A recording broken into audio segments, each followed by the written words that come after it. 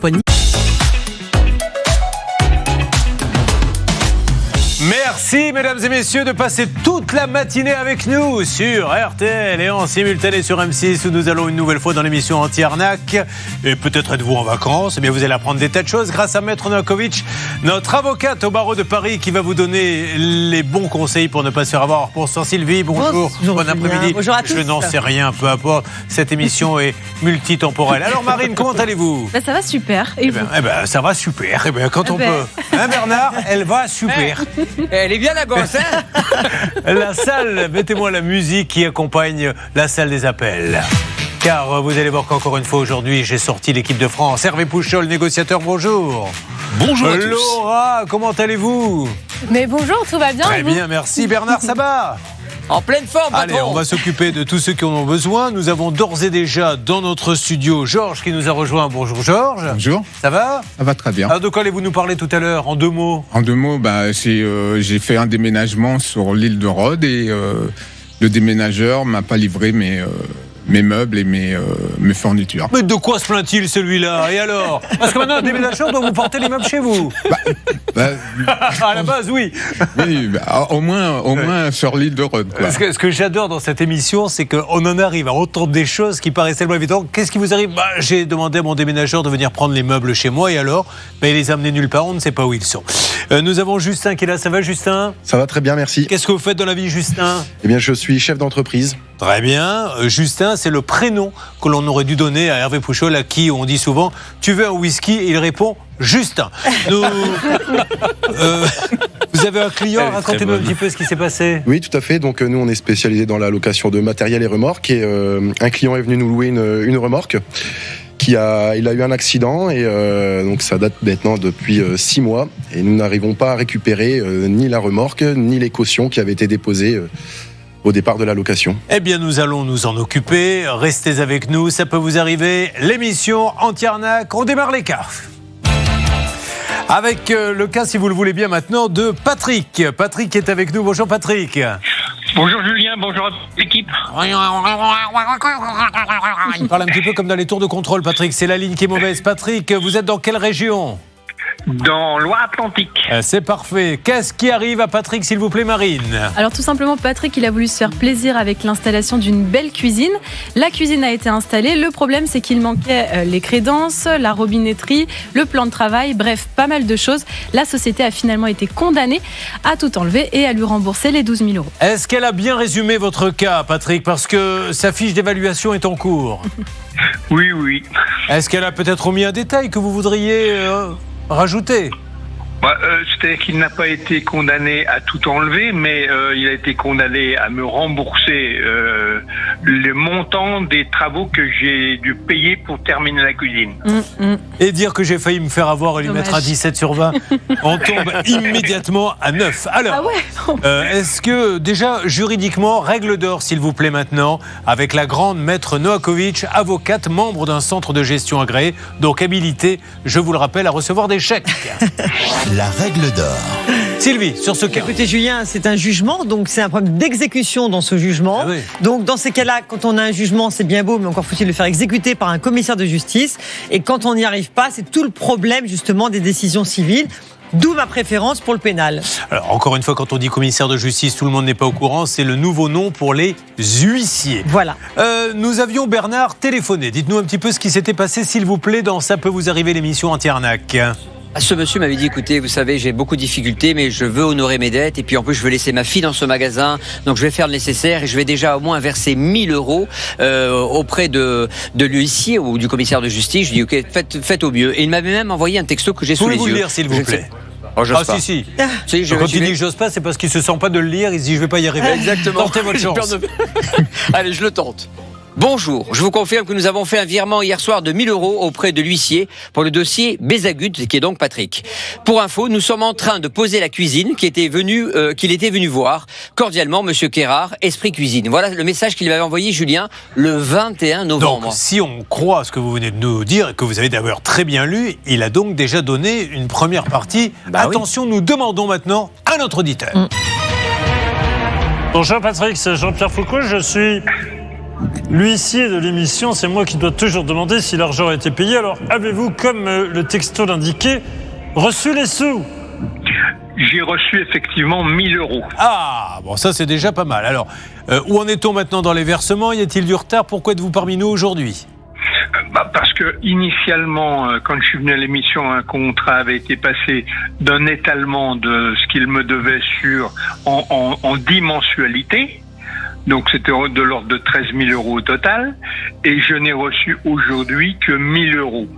Le maître Clavière, donc huissier de justice, fait tout pour récupérer l'argent. Il m'a dit qu'il avait reçu le 2 janvier 1 000 € supplémentaires que j'allais avoir. Bon, alors, on va faire un point avec ce monsieur. Déjà, on va vraiment être sympa avec lui parce qu'il fait au moins l'effort de payer. Après, il ne peut pas payer aussi vite que vous le voulez, mais faisons un point, nous le rappelons. Vous préparez l'appel Bernard et nous continuons. On vous doit des sous, c'est maintenant ou jamais, ça peut vous arriver @m6.fr. Bonne matinée dans l'émission Anti-Arnaque.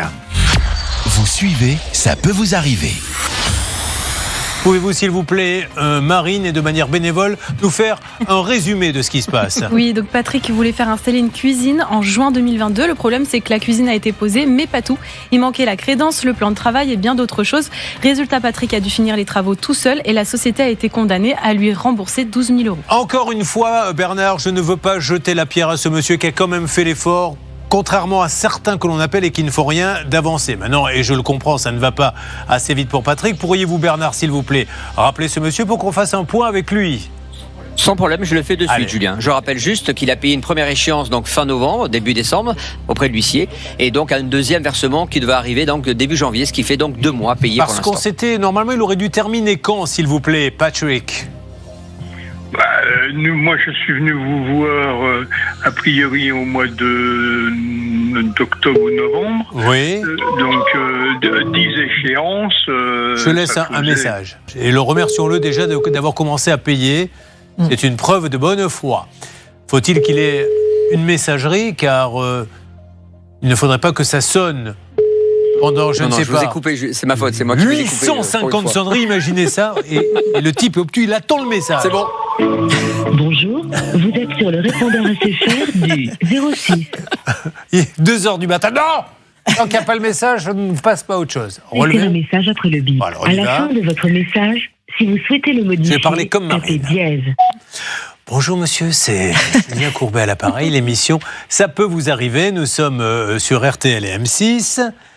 Je voulais vous remercier, monsieur, du fond du cœur d'avoir commencé l'échéancier en ce qui concerne Patrick. Cela prouve votre bonne foi.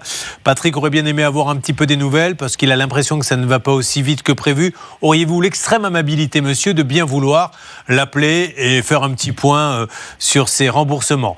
Merci beaucoup. Patrick, donc, ce monsieur, je l'espère, va vous rappeler. Vous me refaites un point semaine prochaine pour me dire si vous avez été rappelé ? Oui. Je pense que ça m'étonnerait qu'il me rappelle parce qu'il a cessé son activité.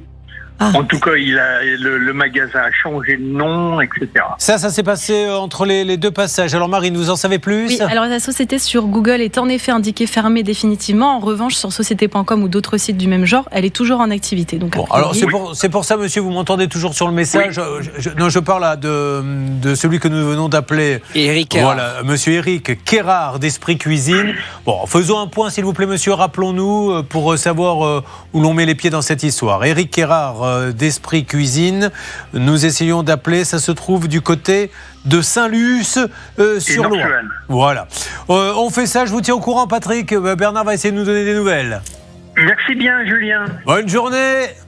Également, au revoir. Au revoir. Car vous voyez qu'on se dit au revoir, bonjour, il y a de la politesse. Alors attention, mesdames et messieurs, un fil rouge dans cette émission. Oh là là, que de changements en 2024, car nous avons dans le studio RTL M6 la plus grande spécialiste du divorce en France. Donc on s'est dit, faisons un fil rouge. Les lois n'arrêtent pas de changer. Il est grand temps de faire le point. Voici une première question. Je souhaite divorcer. Allons-nous continuer ? Alors c'est des questions que vous avez posées sur le Facebook, la page Ça peut vous arriver.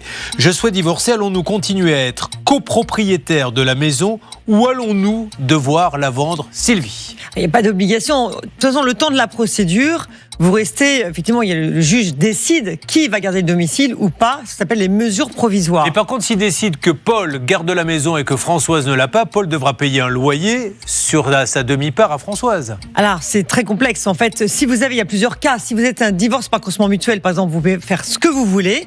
L'un peut racheter la part de l'autre, car tout doit être réglé dans un divorce par consentement mutuel. J'ai toujours entendu dire, nul n'est censé rester dans l'indivision. De toute façon, si l'un des deux dit, moi, je ne veux pas de la copropriété, on est obligé de vendre. Oui, mais ça, c'est après le divorce. C'est qu'en fait, on peut, pendant le divorce, régler tout, mais si on n'est pas d'accord, eh bien, il faut attendre le divorce pour régler la liquidation. Vous voyez, c'est en 2 temps. Et qu'est-ce que vous conseillez, vous, par expérience ? Moi, de se mettre d'accord, de faire un divorce par consentement mutuel, de vous mettre d'accord sur la totalité, sur les enfants, sur les liquidations, sur les biens. On peut racheter la part de l'autre, on peut vendre le bien. Dans tous les cas, ça doit être réglé dans le cas d'un divorce par consentement mutuel. D'accord. Si c'est un contentieux, c'est autre chose.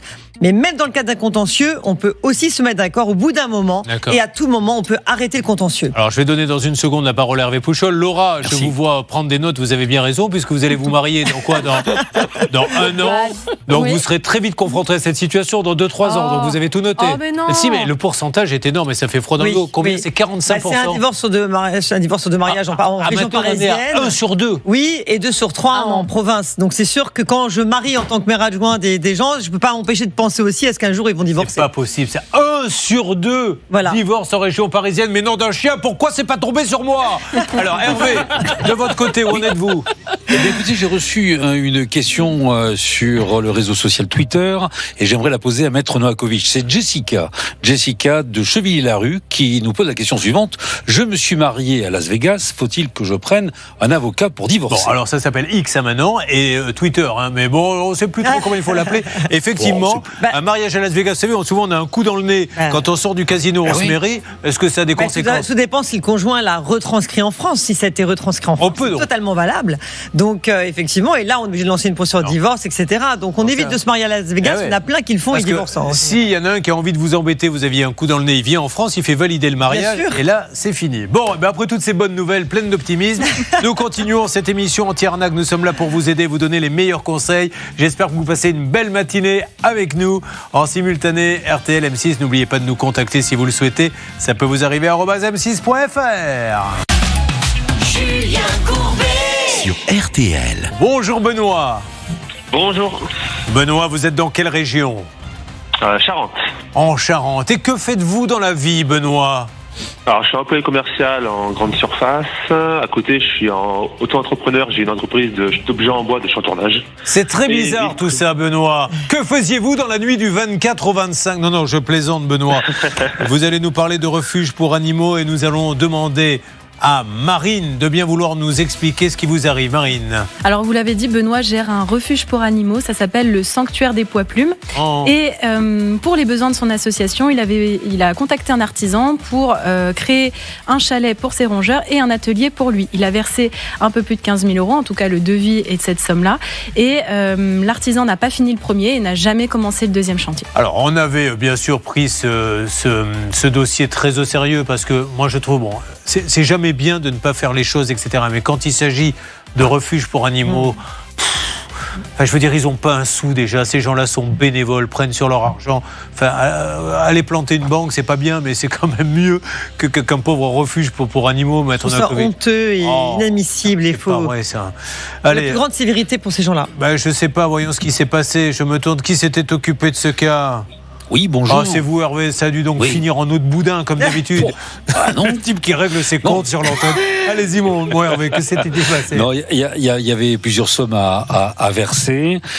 Il est évident que cet artisan devait 2 000 € pour la partie association, mais il devait également rembourser 1 600 € pour la partie garage. L'a-t-il fait ? Alors, est-ce qu'il s'est passé des choses, s'il vous plaît ? Je vous pose la question, Benoît, et je demande à l'huissier de l'émission de vous la poser. Oui, bonjour, Benoît. C'est Jean-Pierre Foucault, je suis là pour voir si les gens paient. Est-ce que vous avez, suite à l'émission, été payé ? Pour la partie associative, oui. C'est déjà une première bonne nouvelle et un bon point pour les évaluations de 2024 pour Hervé Pouchol. Donc ça veut dire que c'est une somme de combien, Benoît ? Alors là, j'ai plus les chiffres en tête, mais c'était le montant qui a été dit à Sandane, là. Bon, donc on n'en saura pas plus.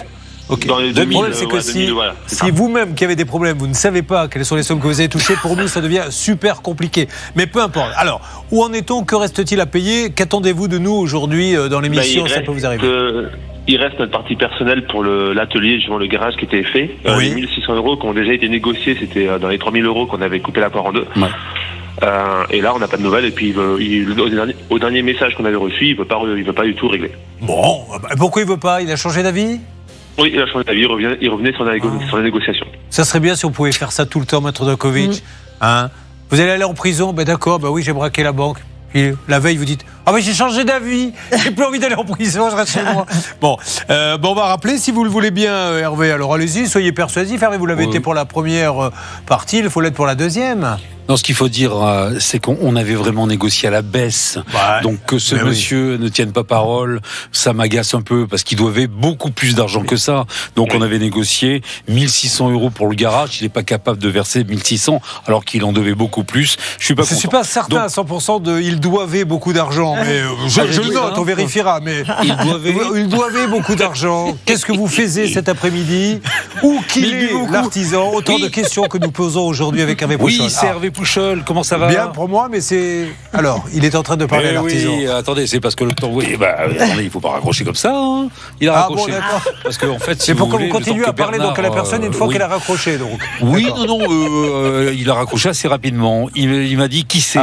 C'est-à-dire que j'ai essayé de gagner un peu de temps. Je vais essayer de le rappeler. Maintenant, il nous a vu arriver loin. Là, je pense qu'il nous a vu arriver avec nos gros sabots marines. Oui, et je pense qu'il est un peu moins bavard aujourd'hui aussi parce que sa société serait liquidée depuis le 31 juillet 2023. Alors, on avait poursuivi le dossier parce que, entre-temps, il était toujours présent sur des sites pour faire des chantiers. Aujourd'hui, ce n'est plus le cas, a priori. En tout cas, j'ai rien. Alors, on essaie d'avoir Jonathan Rago, qui habite Les Adjos. Jonathan Rago, 16 700. Benoît, sur la deuxième partie de l'argent, ça va être compliqué. Je ne vous le cache pas. Mais on va essayer quand même. Donc, vous retentez le coup. Hervé, qu'est-ce que ça donne ? Écoutez, pour l'instant, ça ne donne pas grand-chose parce que visiblement, il m'a bloqué. Donc, je vais demander à Bernard ou à Laura de composer le numéro parce que ce monsieur me répond quand même par SMS. Il m'a présenté ses vœux, donc c'était plutôt bien parti. Mais quand je me suis présenté, alors vu la période de l'année, il est présent longtemps quand même. Hein. Bon, alors, on continue. Comme il s'appelle Jonathan Rago, nous allons organiser tout de suite le jeu des ragots. Tout de suite, un premier ragot avec vous, Marie. Oui. N'en connaissez pas? Alors, un sur qui? Sur moi ou sur les autres? Sur n'importe qui dans l'équipe, allez-y. Alors, bonjour, vous êtes bien? Non, je préfère pas. Ah, on laisse le message. Attention, j'attends le bip. Ah, ça a raccroché, je relance l'appel, peut-être qu'il va décrocher cette fois-ci. D'accord, je ne comprends rien à ce qui se passe là au niveau des sonneries, mais c'est pas grave, Laura. Vous me dites quand il faut parler, puis je m'exécuterai. Pas de souci, il n'y a pas de problème. Il n'y a qu'à dire parle grand bonnet, je saurai que vous vous adressez à moi. Alors pour l'instant, on ne parle pas grand bonnet. D'accord, merci. Mais il n'y a pas de sonnerie, en fait, il n'y a pas de bip, c'est ça? Ah! Vous me dites. Bonjour, vous êtes bien sur la messagerie. Vous allez parler grand bonnet. Je ne suis pas là pour le moment. Veuillez me laisser un message, je vous rappellerai de mon retour. Merci. C'est maintenant? Non, toujours pas. Une fois votre message enregistré, vous pouvez raccrocher ou taper dièse pour le modifier. Go! Alors, monsieur Rago, Jonathan, bonjour. Julien Courbet à l'appareil, l'émission Ça peut vous arriver. Alors, je vous explique, nous avons de nouveau notre ami Benoît qui est là, qui nous a dit que vous avez payé une partie de ce que vous deviez. Il est ravi, je voulais vous féliciter. Sur la deuxième partie, il y aurait un blocage. Vous lui auriez dit non, je ne paierai pas et la société apparemment aurait été liquidée. Nous voulions faire un point amical avec vous. Est-ce que vous auriez l'extrême obligeance de vouloir nous rappeler au numéro que l'on va vous laisser, monsieur Jonathan Rago, je ne me rappelle plus, c'était le nom de sa société. Ne bougez pas, l'émission Anti-Arnaque continue de vous aider. Ça peut vous arriver. Litige, arnaque, solution.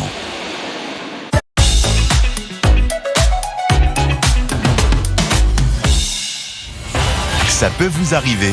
L'émission anti-arnaque. Nous attendons des nivelles de différents cas. Je me mets à parler comme Bernard Sabat. Je rappelle que j'ai fait la Sabat School Academy où on apprend quand il y a des bonnes nivelles. Mais là, nous allons enchaîner. Je crois que Stéphane est là. Stéphane est là. Bonjour Stéphane. Bonjour Julien. Comment allez-vous Stéphane? Parfaitement bien. Vous êtes dans quelle région Stéphane? À Niort, dans les Deux-Sèvres. À Niort. Rappelez-moi ce que vous faites dans la vie, monsieur Bichon. Alors, je suis technicien polyvalent, je m'occupe de mobilier urbain, D'accord. Et il a un petit souci avec une voiture, si je ne m'abuse, Marine. Oui, tout à fait. En février 2023, il a acheté une Peugeot. Jusqu'ici, tout va bien, sauf que sur le trajet du retour, de gros défauts. Le voyant moteur s'allume, perte de puissance, vitesse limitée, bref, rien ne va. Le vendeur lui dit simplement de rebrancher, débrancher, rebrancher la batterie. Il arrive à destination, mais malheureusement, les problèmes se poursuivent. Et depuis, branle-bas de combat pour trouver une solution pour cette voiture. Ça ne m'est encore jamais arrivé, mais ça doit être quand même assez traumatisant, Maître Novakovic, quand on sort du garage, qu'on vient d'acheter une voiture, qu'on est tout content, tout fier et que tous les voyants se mettent à s'allumer au bout de quelques minutes. Ça doit énerver, on va dire. Ben oui. Voilà. Jean-Jacques vient de nous rejoindre, on lui donnera la parole. Ça vous est déjà arrivé, vous, Jean-Jacques, d'avoir une voiture catastrophe? Non, heureusement pas. Ah bah malheureusement, si vous voulez, on peut vous en refourguer une. Hein. On a ça, non?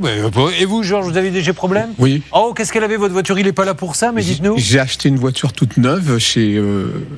allez-y. Je veux dire, c'est Citroën. Oui. Et quand j'ai pris la voiture, ils m'ont tout expliqué. Je suis parti avec la voiture et puis arrivé au premier feu rouge, elle s'est arrêtée.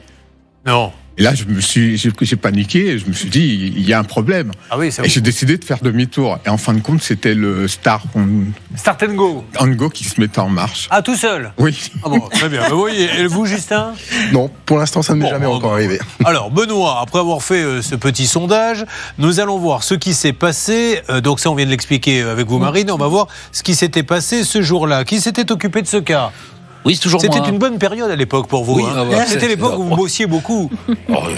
Énorme. Alors, en plus de ça, j'avais eu un bon feeling avec le gérant qui s'était engagé à tout rembourser. J'étais très content de cette émission. Nous allons une nouvelle fois demander à l'huissier de l'émission Jean-Pierre Foucault si l'argent a été versé ou pas. Bonjour Benoît. C'est Stéphane. C'est Stéphane, oh là là. Jean-Stéphane, je suis fatigué, vous vous rendez compte, depuis ce matin, comme il me tire sur l'élastique. Est-ce que vous avez été payé, Stéphane? Non, j'ai pas été payé, toujours rien. Vous avez vu que l'imitation se dégrade avec le temps. C'est pire en pire. On est de plus en plus loin. Bon, vous n'avez pas été payé. Est-ce qu'au moins vous l'avez eu au téléphone? Est-ce que vous avez des explications de sa part ou quelque chose dans ce style? Alors, j'ai eu aucune explication. J'ai eu un appel téléphonique du vendeur de Monsieur Kedin, là, de Cacarde. Ouais. Qui m'appelait pour me demander de lui envoyer un RIB pour le remboursement. D'accord. Il avait déjà depuis le mois de mai l'année dernière. Ouais.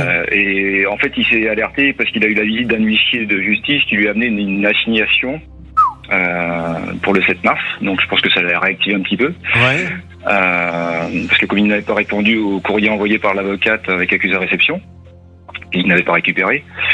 L'huissier est allé donc pour cette assignation et donc là il s'est réveillé, mais je lui ai dit clairement qu'il s'adressait à l'avocate maintenant.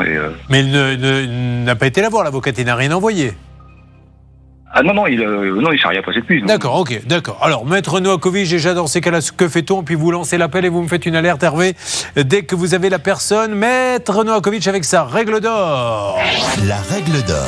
Alors, il faut rappeler que dans ce dossier, il y a un expert qui avait rendu un rapport.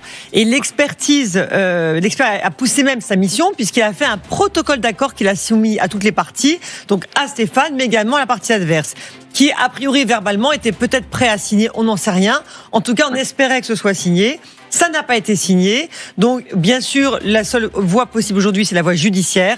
La signer pour faire appliquer ce projet de protocole. Regardez Hervé Pouchol. Qui a été proposé par l'expert. Monsieur Kedim. On l'a en ligne. Alors, on va le prendre. Allô, bonjour. Oui, bonjour. Oui, monsieur, vous allez être un petit peu surpris. C'est Julien Courbet à l'appareil. L'émission, ça peut vous arriver. Alors, je suis désolé de vous embêter, mais je suis avec Stéphane qui est avec nous et qui attend des nouvelles un petit peu désespérément. Stéphane, dites exactement ce qu'il y a. Oui, allez-y, monsieur. En fait, j'avais un souci familial. J'étais pas là, j'étais absent pendant un moment. Et je lui ai contacté dernièrement pour faire le virement et il m'a dit non. Il n'a pas voulu. Ah, c'est marrant, ça. Non, j'ai pas dit non.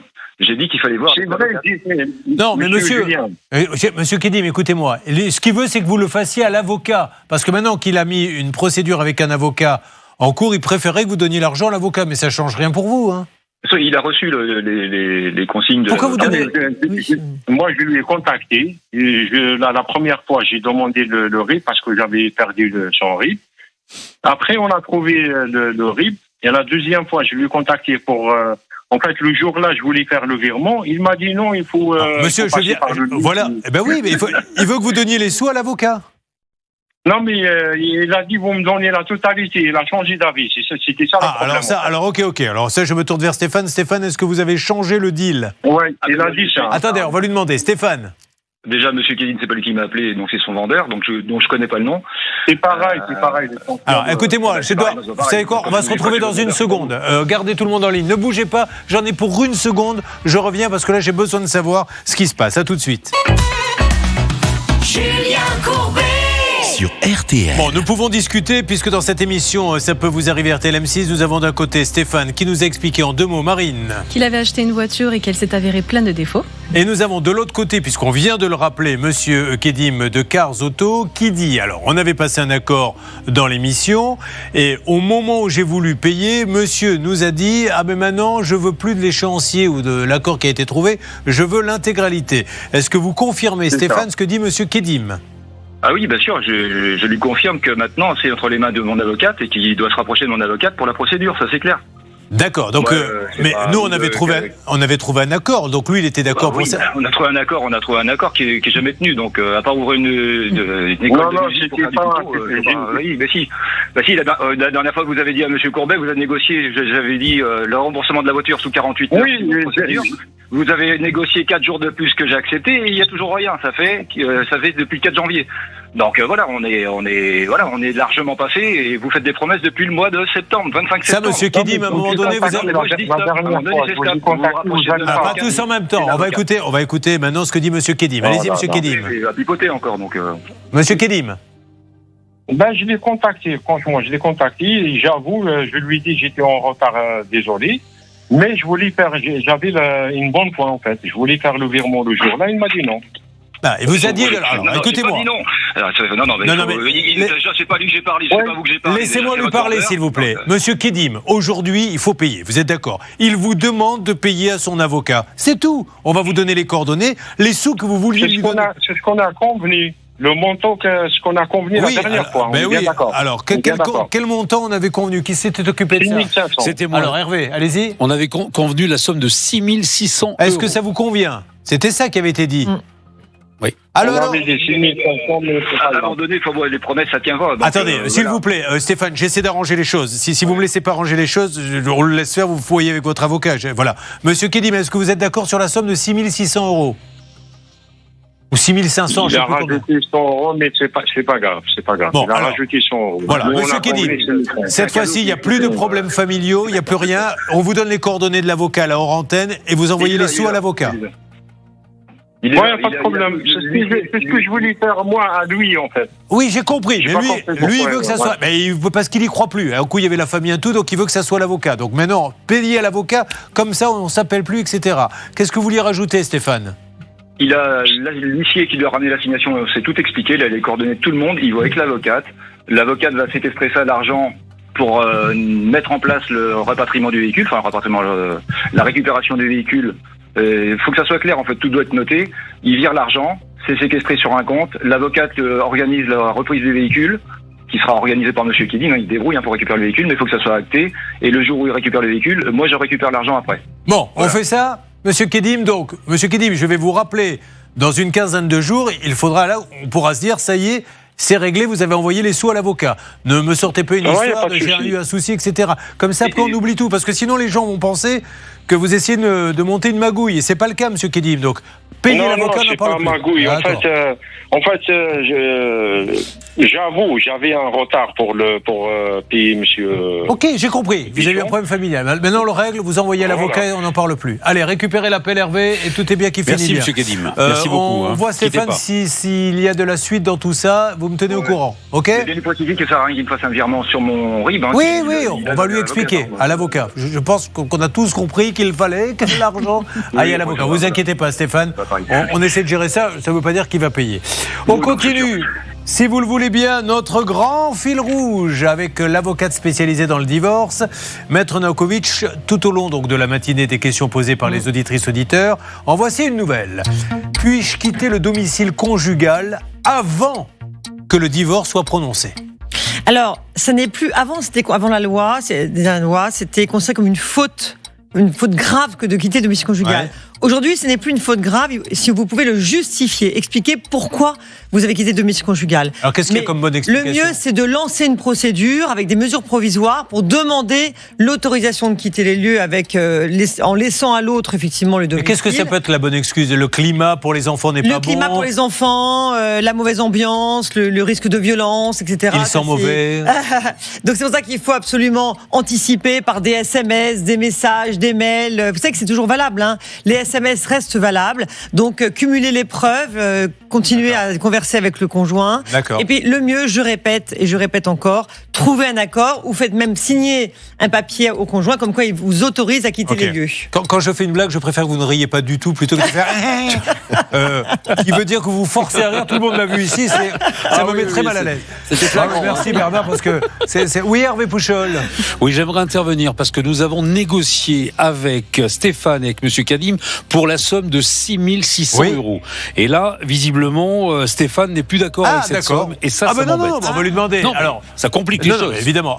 Stéphane, ne bougez pas, je reviens dans une seconde. Vous nous dites la somme que vous voulez. Et après, Stéphane, on laisse votre avocat faire. Nous, vous le savez, nous sommes là pour organiser une médiation. Si vous voulez plus, vous vous débrouillez avec votre avocat. Il était d'accord apparemment pour payer 6 600. Donc, vous me dites dans quelques instants, je reviens, combien vous voulez exactement et on voit comment on continue ce dossier.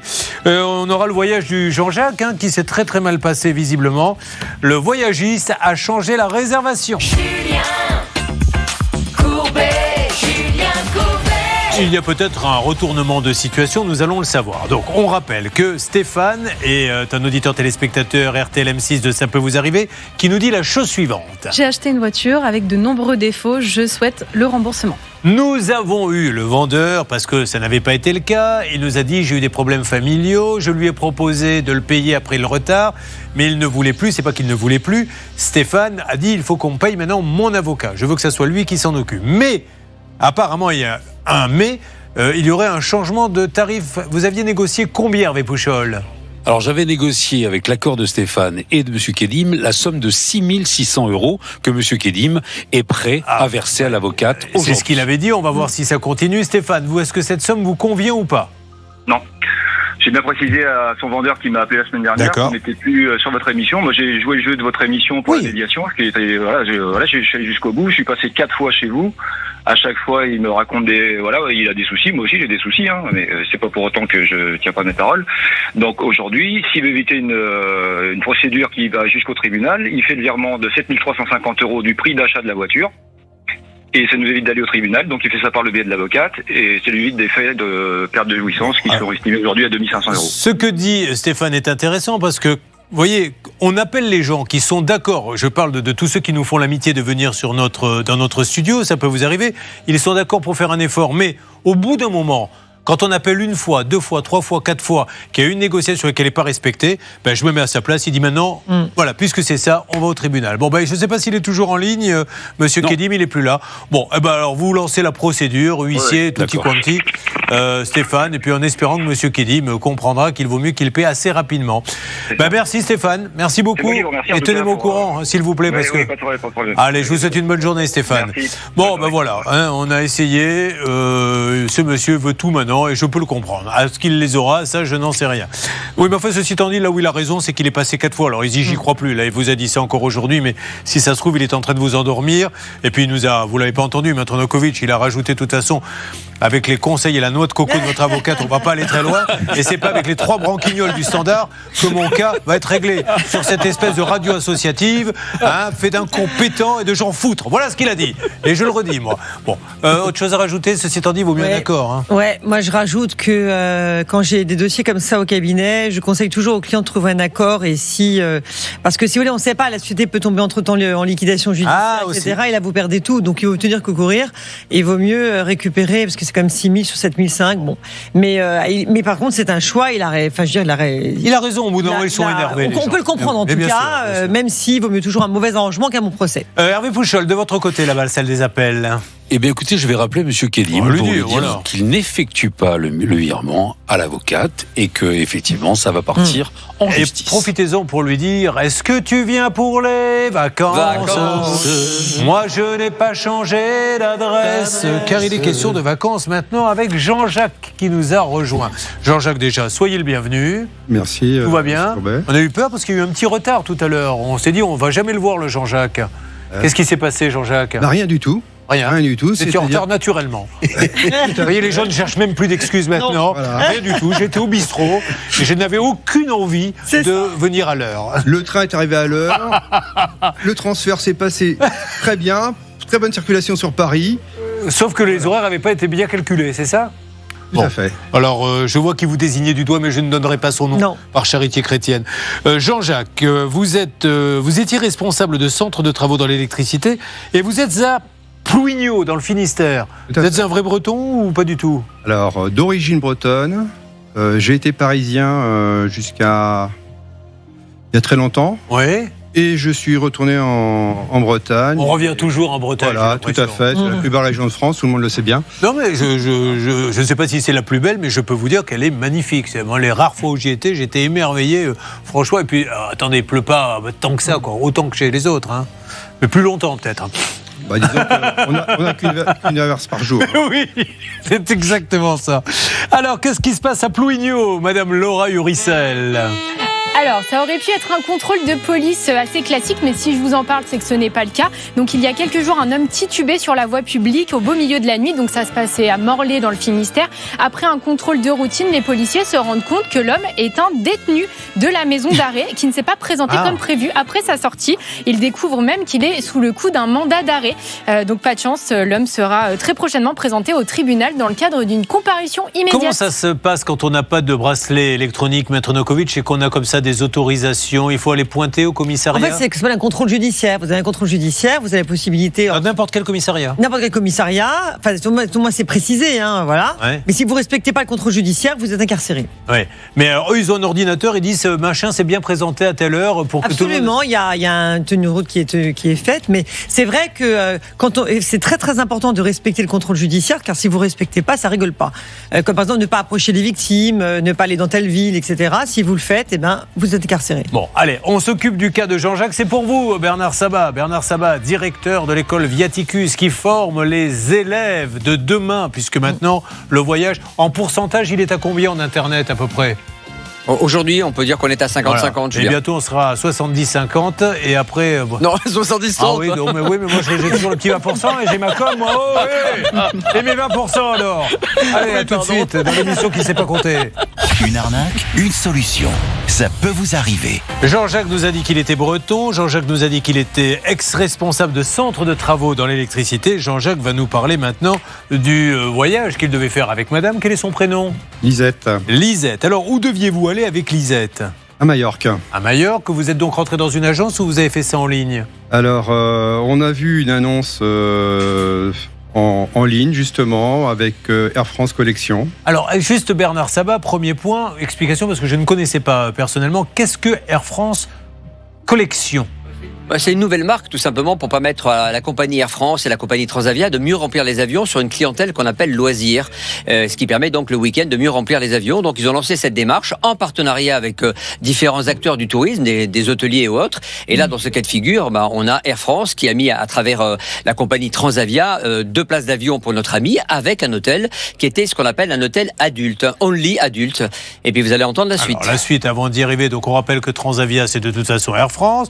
Donc, tout est bien, tout est clair, tout est carré. Qu'est-ce qui se passe après? Tout est très carré. D'entrée de jeu, on récolte tous les documents pour pouvoir partir en voyage. Donc, le jour J, on y va, très bien. On départ de Nantes. On arrive bien à Majorque. Et là, premier problème, au niveau du transfert, on n'était pas connus. Ah. Donc, on avait notre bon d'échange. Et on ne trouvait pas. Donc on a attendu déjà à l'aéroport un certain temps. Ils nous emmènent à destination. Ils ont réussi à nous emmener à destination. On arrive à l'hôtel que l'on avait choisi. Pas de réservation non plus. Waouh! Donc là, qu'est-ce qu'on fait à 9h du soir ? Donc on essaie de contacter le voyagiste fermé, son sous-traitant local fermé bien sûr. Donc là, on prend une nuit à cet hôtel-là quand même, ainsi que le repas. Que vous devez payer ? Tout à fait. Donc le lendemain matin, on essaye dès que possible de contacter notre voyagiste. Et qu'est-ce qu'il vous dit ? Il nous dit simplement qu'il a changé la destination et qu'on n'est pas à cet hôtel-là, mais à un autre hôtel. Sans vous prévenir ? Alors, ils nous ont prévenus, mais sur un contact sur sur une boîte Air France, sur notre espace client.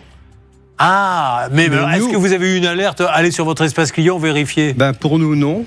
Voilà, donc quelques jours avant, on nous avait demandé de sortir les documents par un mail. Et vous aviez sorti avec l'hôtel ? Nous, on avait déjà sorti avec les documents dès l'initial avec l'ancien hôtel. Alors, ces histoires d'espace client, je pense que ça va créer beaucoup de dégâts. Il faudrait au moins doubler avec une adresse mail, parce qu'on ne peut pas passer ses vacances à regarder si sur... Attends, avant d'aller dans le musée, Lucette, on va voir si l'espace client, ils l'ont réservé. Non, mais on ne peut pas passer sa nuit à faire ça. Ça, c'est le premier conseil. Et le deuxième conseil, parce que moi, ça m'est arrivé il y a quelques jours, moi, c'est pas tout à fait pareil. Moi, c'était... L'agence s'est trompée de date. C'est-à-dire qu'on a bien envoyé un mail en disant « Réservez-nous une nuit le 14 » et quand on est arrivé, il n'y a pas de chambre pour vous. Par contre, il y en a une demain. Non, mais demain, moi, je m'en vais. Je n'étais... regardez, le papier que j'ai, nous, ils nous ont pas du tout envoyé ça. Donc, toujours donner un petit coup de fil quand vous allez voir pour pas avoir de surprise. Alors, Bernard, qu'est-ce que c'est que cette histoire d'espace client ? Quelle est votre analyse ? D'abord, il n'y a pas d'espace client. Pour moi, le client, en tous les cas, aujourd'hui, on a une data. Ça veut dire qu'on a un nom, un prénom, une adresse, un mail et un numéro de téléphone. Donc, si le client ne répond pas dans l'espace client et que vous êtes producteur de voyage, ce qui est le cas du groupe Air France Collection, on envoie un texto au client. On dit, écoutez, vous n'avez toujours pas répondu. Ça fait une fois, ça fait 2 fois, ça fait 3 fois que je vous envoie des messages. Qu'est-ce qu'on fait ? Et là, évidemment, notre ami présent aussi ici, Jean-Jacques, aurait réagi, mais il n'a pas été mis au courant. Donc, quand il arrive sur place et qu'on lui dit en plus que c'est pas le bon hôtel et qu'il va, et vous allez entendre la suite, il va aller dans un autre hôtel et vous allez voir la suite. Ah, parce qu'il y a une suite. Oui. On y va pour la suite. Alors donc après tractation infructueuse auprès d'Air France Collection en contact téléphonique, donc de toute façon on est inscrit dans notre hôtel, il faut aller à l'autre hôtel. Nous débrouiller pour y aller. Bon, il était loin ? 35 km de là. D'accord. Et donc au lieu d'être façade ouest, on est façade nord. Et taxi, à nous de nous débrouiller pour y aller. Bon, et alors qu'est-ce que vous découvrez au nouvel hôtel ? C'est pas du tout la prestation qui était prévue, puisque donc on se retrouve dans un hôtel club, alors qu'on avait choisi un hôtel, déjà standing au-delà, puisque c'était un hôtel quand même 4 étoiles, et on se retrouve dans un 3 étoiles. Avec de la musique, avec des animations. Avec plein de choses, oui. Le standing, c'était pas du tout ça. C'était propre au moins ? Oui, c'était propre. Ouais. Qu'est-ce qui vous plaisait pas en fait au niveau standing ? Disons que déjà on est arrivé dans la chambre, donc on était au-dessus des jeux pour enfants, on était à côté de la rue, donc soi-disant on avait une chambre surclassée. Ah oui, en plus. Voilà, quand on se renseigne auprès de l'hôtel, toutes les chambres étaient pareilles. Bon. Voilà. Bon. Sinon, rien de particulier de plus, sinon que l'hôtel ne correspondait pas à ce que vous avez payé. À nos attentes. Le spa, on pouvait pas y aller parce que c'était encombré justement avec tous les enfants, etc. Le spa était encombré avec les enfants, c'est-à-dire il y avait beaucoup d'enfants et donc on pouvait même pas profiter du spa. Parce qu'ils étaient tous dans le spa. Il y avait beaucoup de monde. Ah oui, d'accord. Bon. Voilà. Donc c'était un peu compliqué. Et donc après ça, pour finir le séjour, donc ça c'est jusqu'au mercredi, on était comme ça. Et pour finir le séjour, donc le dimanche, on va pour réserver nos places pour le transfériste. Donc tout se passe bien le matin. Et ce qui ne va pas pour qu'on avance vraiment ? Quel est le problème ? Quand on est le dimanche soir, on apprend que il fallait encore qu'on aille à un autre hôtel pour être transféré dans un autre hôtel. Et ça jusqu'au lundi midi. J'ai l'impression, Bernard, que ça s'appelle collection parce qu'il les collectionne. Parce que c'est. Oui, je pense que c'est ça, mais je pense que c'est du grand n'importe quoi parce que ce que nous dit Jean-Jacques est important. Acheter un 4 étoiles, on se trouve dans un 3 étoiles. Acheter adulte only, ça veut dire que pour les adultes. Et se trouver avec des enfants, c'est pas le choix du client. Donc ils ont faux sur toute la ligne. c'est pour ça qu'on doit les Allez, appeler. on va le faire. Préparez le numéro de téléphone. Marine, un petit complément d'information maintenant, Oui. s'il vous plaît. Alors j'allais dire la même chose de Bernard, mais je peux rajouter autre chose, c'est que dans les échanges, il y a quand même un message qui est assez magique. On lui dit, n'étant pas parvenu à vous joindre par mail et par téléphone et sans retour de votre part, nous avons procédé à la validation de la modification afin de garantir votre séjour. C'est quand même fou quand on pense que finalement, en ayant même modifié l'hôtel, il n'y a pas de transfert, il y a des enfants, il n'y a rien qui va. Bon. Et on se permet de lui envoyer un message en lui disant, vous n'avez pas répondu, mais on a quand même changé. Mais il faut prouver, je suppose qu'il n'a pas répondu. Vous me laissez quelques secondes et je vous donne tout le temps qu'il vous faut. Il n'y a pas de problème. Est-ce que 3h40 de réponse, ça pourrait vous aller ? 30 secondes. Ah, 30 secondes seulement. Vous voyez, eh bien, elle n'est pas exigeante, Hervé Pouchol. On lui propose 3h40, elle ne prend que 3 secondes. Allez, on se retrouve dans quelques instants. L'appel vient de démarrer avec Bernard Sabat. Vous allez en savoir plus. Nous appelons la belle et grande compagnie française afin d'aider le soldat Jean-Jacques et son petit voyage à Majorque. Julien Courbet sur RTL. Vacances, j'oublie tout, il faut le dire vite, la chanson d'élégance, parce qu'il a rien oublié, lui. Quand il arrive sur place, on l'a fait changer 3 fois d'hôtel parce qu'on avait oublié de réserver, il a dû se payer les taxis. Vous avez eu un surcoût de combien, Jean-Jacques, après ce voyage catastrophe ? Le surcoût, il est de 200 €. D'accord. 150 € pour la nuit dans le premier hôtel et 50 € de taxi. Vous, c'est plus le préjudice, parce que le voyage. C'est le préjudice, le voyage, parce que le préjudice, sur 6 jours et demi, on en a passé 3, mais encore avec une paix bien. Vous estimez à combien, vous, ce que l'on vous doit ? Je dirais, j'ai même pas tellement estimé, mais je pense qu'il faut faire un ratio entre le prix du voyage initial et les jours réellement. Mais franchement, regardez Bernard Sabat, vous pensez qu'il est capable de faire des ratios comme ça ? Il faut lui donner une somme, là. Vous lui mettez une pression. Bernard, honnêtement, on rappelle que quand on reste jusqu'au bout du voyage, on ne peut pas demander l'intégralité. Mais vous estimez à combien, Bernard ? Logiquement, c'est maximum 30% du montant du voyage. Et il faut exclure la partie avion. Donc, vous voyez que c'est pas des sommes énormes. Mais je pense que si j'étais à la place du sous-traitant d'Air France Collection, en l'occurrence Perfect Stay, que je connais, évidemment, moi, je dirais à ces messieurs, écoutez, offrez-lui en avoir un séjour dans une destination européenne d'une semaine, comme ça, au moins, il pourra compenser que d'avoir un remboursement de 200 ou de 300 €. Voilà ce que je leur proposerai. Maintenant, il faut voir si Jean-Jacques, ça pourrait lui convenir. Ça pourrait me convenir, effectivement, oui. Voilà, ça peut lui convenir, vous voyez, vous avez le nez, vous, Bernard, pour ce genre de transaction. J'ai senti que Jean-Jacques avait un bon feeling. Tournons-nous maintenant vers Maître Rostropovitch du barreau de Paris, qui va nous donner une petite règle d'or et puis on lance les appels. Maître Novakovic, attention, règle d'or. La règle d'or. Alors, qu'est-ce qu'on fait, comment on prouve et tout ça ? Il faut savoir que la Cour de cassation, le 15 mars 2005, avait bien statué en disant que le vendeur de voyage est tenu de la bonne exécution du contrat vis-à-vis de l'acheteur. Là, il n'y a pas une bonne exécution. Il y a un dédommagement, bien sûr, auquel il a le droit. Ce dédommagement, je suis d'accord, à hauteur de 30%, je suis d'accord, en ce sens qu'il y a un préjudice de jouissance, ces vacances ont été gâchées. Donc oui, effectivement, il y a de quoi négocier, parce que devant un tribunal, il aurait la possibilité d'obtenir ce qu'il veut. Alors, je vous le redis, ça paraît complètement saugrenu ce que je vais vous dire, mais je vous le dis quand même. Si vous voulez être tranquille à 100%, vous vérifiez ce que normalement l'agence aurait dû faire à votre place. Vous vérifiez qu'elle ne s'est pas trompée de jour, vous vérifiez que c'est bien le bon hôtel, vous appelez l'hôtel, j'ai bien une chambre réservée, parce qu'après un problème de mail, une mauvaise adresse, vous arrivez, il n'y a rien. Oui. Alors, ça paraît ridicule de près, mais quand vous êtes sur place et qu'on vous dit vous allez dormir dans le hall, c'est une autre histoire. Je vous rappelle que moi, Bernard Sabat, j'ai dû l'appeler en catastrophe un soir parce que mon fils était payé avec un Ryanair et pour 200 € un petit truc en Italie. Quand il est arrivé, l'hôtel n'existait plus. Il était fermé complètement depuis 1 an. Donc l'agence lui avait vendu un hôtel, alors certes pas cher, mais qui n'existait plus. Tu m'étonnes que ça soit pas cher. Ça reste encore trop cher quand on paie et que ça n'existe Effectivement. pas. Alors Bernard, on est les premiers, et je le redis, à dire tout le bien de cette grande compagnie qu'est Air France et de sa filiale Transavia. Honnêtement, l'une des compagnies les plus sûres et les plus sérieuses. Pour autant, il peut y avoir un petit souci. Où en est-on ? Écoutez Julien, notre amie Laura a essayé d'appeler le service évidemment réclamation de chez Air France Collection. Évidemment, on vous dit tout est traité par mail. Donc moi je vous propose que j'appelle évidemment la direction d'Air France d'un côté, mais ce n'est pas le vol qui est en question parce qu'il est passé par Transavia. C'est surtout la partie hôtelière. Et je vais quand même appeler Perfect Stay, dont je connais le dirigeant qui s'appelle Laurent Curuchet, et lui dire pourquoi vous avez laissé ce dossier comme ça avec Air France et un client non satisfait. Vous voyez, Hervé Pouchol, on n'avait plus de nouvelles de Laurent Curuchet. Eh bien, je suis bien content de voir qu'il a rebondi la fin parce que il avait un début de carrière, c'est un peu chaotique. Et puis à un moment donné, on lui a parlé, on lui a dit Laurent, maintenant tu vas te reprendre en main. Et voilà. Et bien regardez le résultat. Laurent Curuchet, qu'est-ce qu'il fait maintenant, Bernard ? C'est le grand patron de Perfect Stay, voilà. Donc le tour opérateur. Et là, il est très très fort. Eh bien, écoutez, dès que vous avez Laurent Curuchet, vous lui transmettrez mes amitiés. Je fais le nécessaire. Et sans vous problème. nous le passez, bien évidemment. Pour ce petit voyage en Espagne, c'était sympa, ceci étant dit. Majorque. Après ça, Majorque, c'est sympa, oui. Mais bon, c'était un séjour complètement gâché, quoi. Vous n'arrivez même pas à garder une bonne image tellement, parce que c'est du stress en permanence. Oui, tout à fait. On passe l'après-midi au lieu de se prélasser sur la plage, on pense à où est-ce qu'on va dormir. Voilà, et qu'est-ce qui va nous arriver encore? Bon, c'est ça. Ok. Voilà. Ah ben il va falloir essayer de rectifier ça, mon Bernardo, parce que le pauvre. C'est parti pour moi. Un beau voyage en Espagne. On sait pas où on va dormir ce soir. Ah, je le comprends. On peut pas passer de bonnes vacances. C'est insupportable. Allez, avançons. Dès que nous avons du nouveau, vous me faites une petite alerte. Grand fil rouge, Maître Novakovic, spécialiste du divorce en France.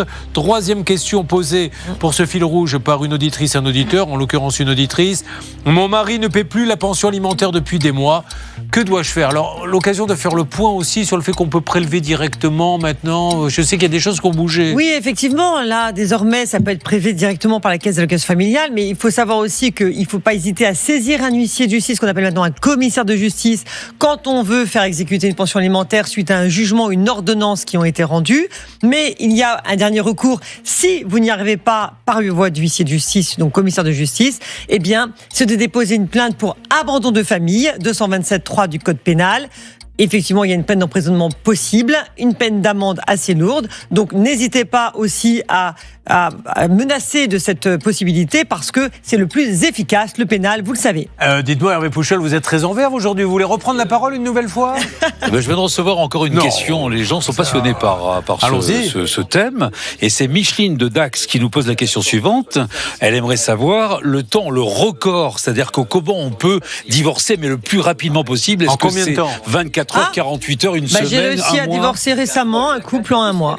Voilà. On peut pas moins, ça paraît un peu compliqué. Non, parce que vous avez, dans le divorce par consentement mutuel, vous avez 15 jours de réflexion obligatoire de toute façon. Ah, c'est comme le délai de rétractation. C'est ça, vous avez un délai de rétractation, effectivement. Mais ouais. Oui, c'est vrai. Parce que en fait, le juge fait tout également. C'est pas le juge, c'est les avocats. On peut maintenant, les avocats peuvent divorcer leurs clients. Et donc, il y a 15 jours de réflexion, mais il faut établir les conventions de divorce très très rapidement. Et je l'ai fait très rapidement. Il n'y avait pas de bien à liquider, donc ça a pu être très rapide. En 1 mois, il s'est divorcé. On a un petit peu de tout sur le plateau. On a dû marier avec Jean-Jacques. Depuis combien de temps?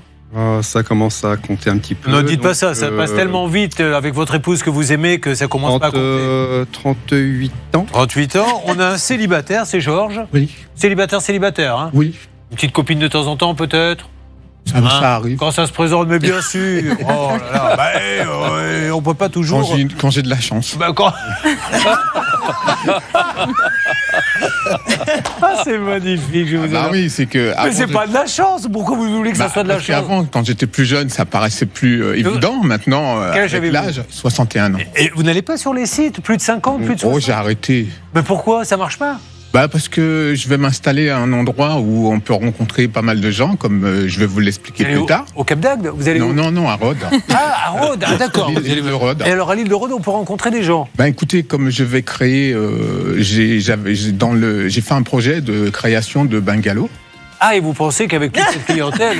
je vais avoir du pas fou, lui. Il installe un bungalow, il sait pourquoi il l'a installé. Allez, on se retrouve dans quelques instants. C'est magique. On de Rhodes again. Ça peut vous arriver. Ça peut vous arriver. Chaque jour, une seule mission. Faire respecter vos droits.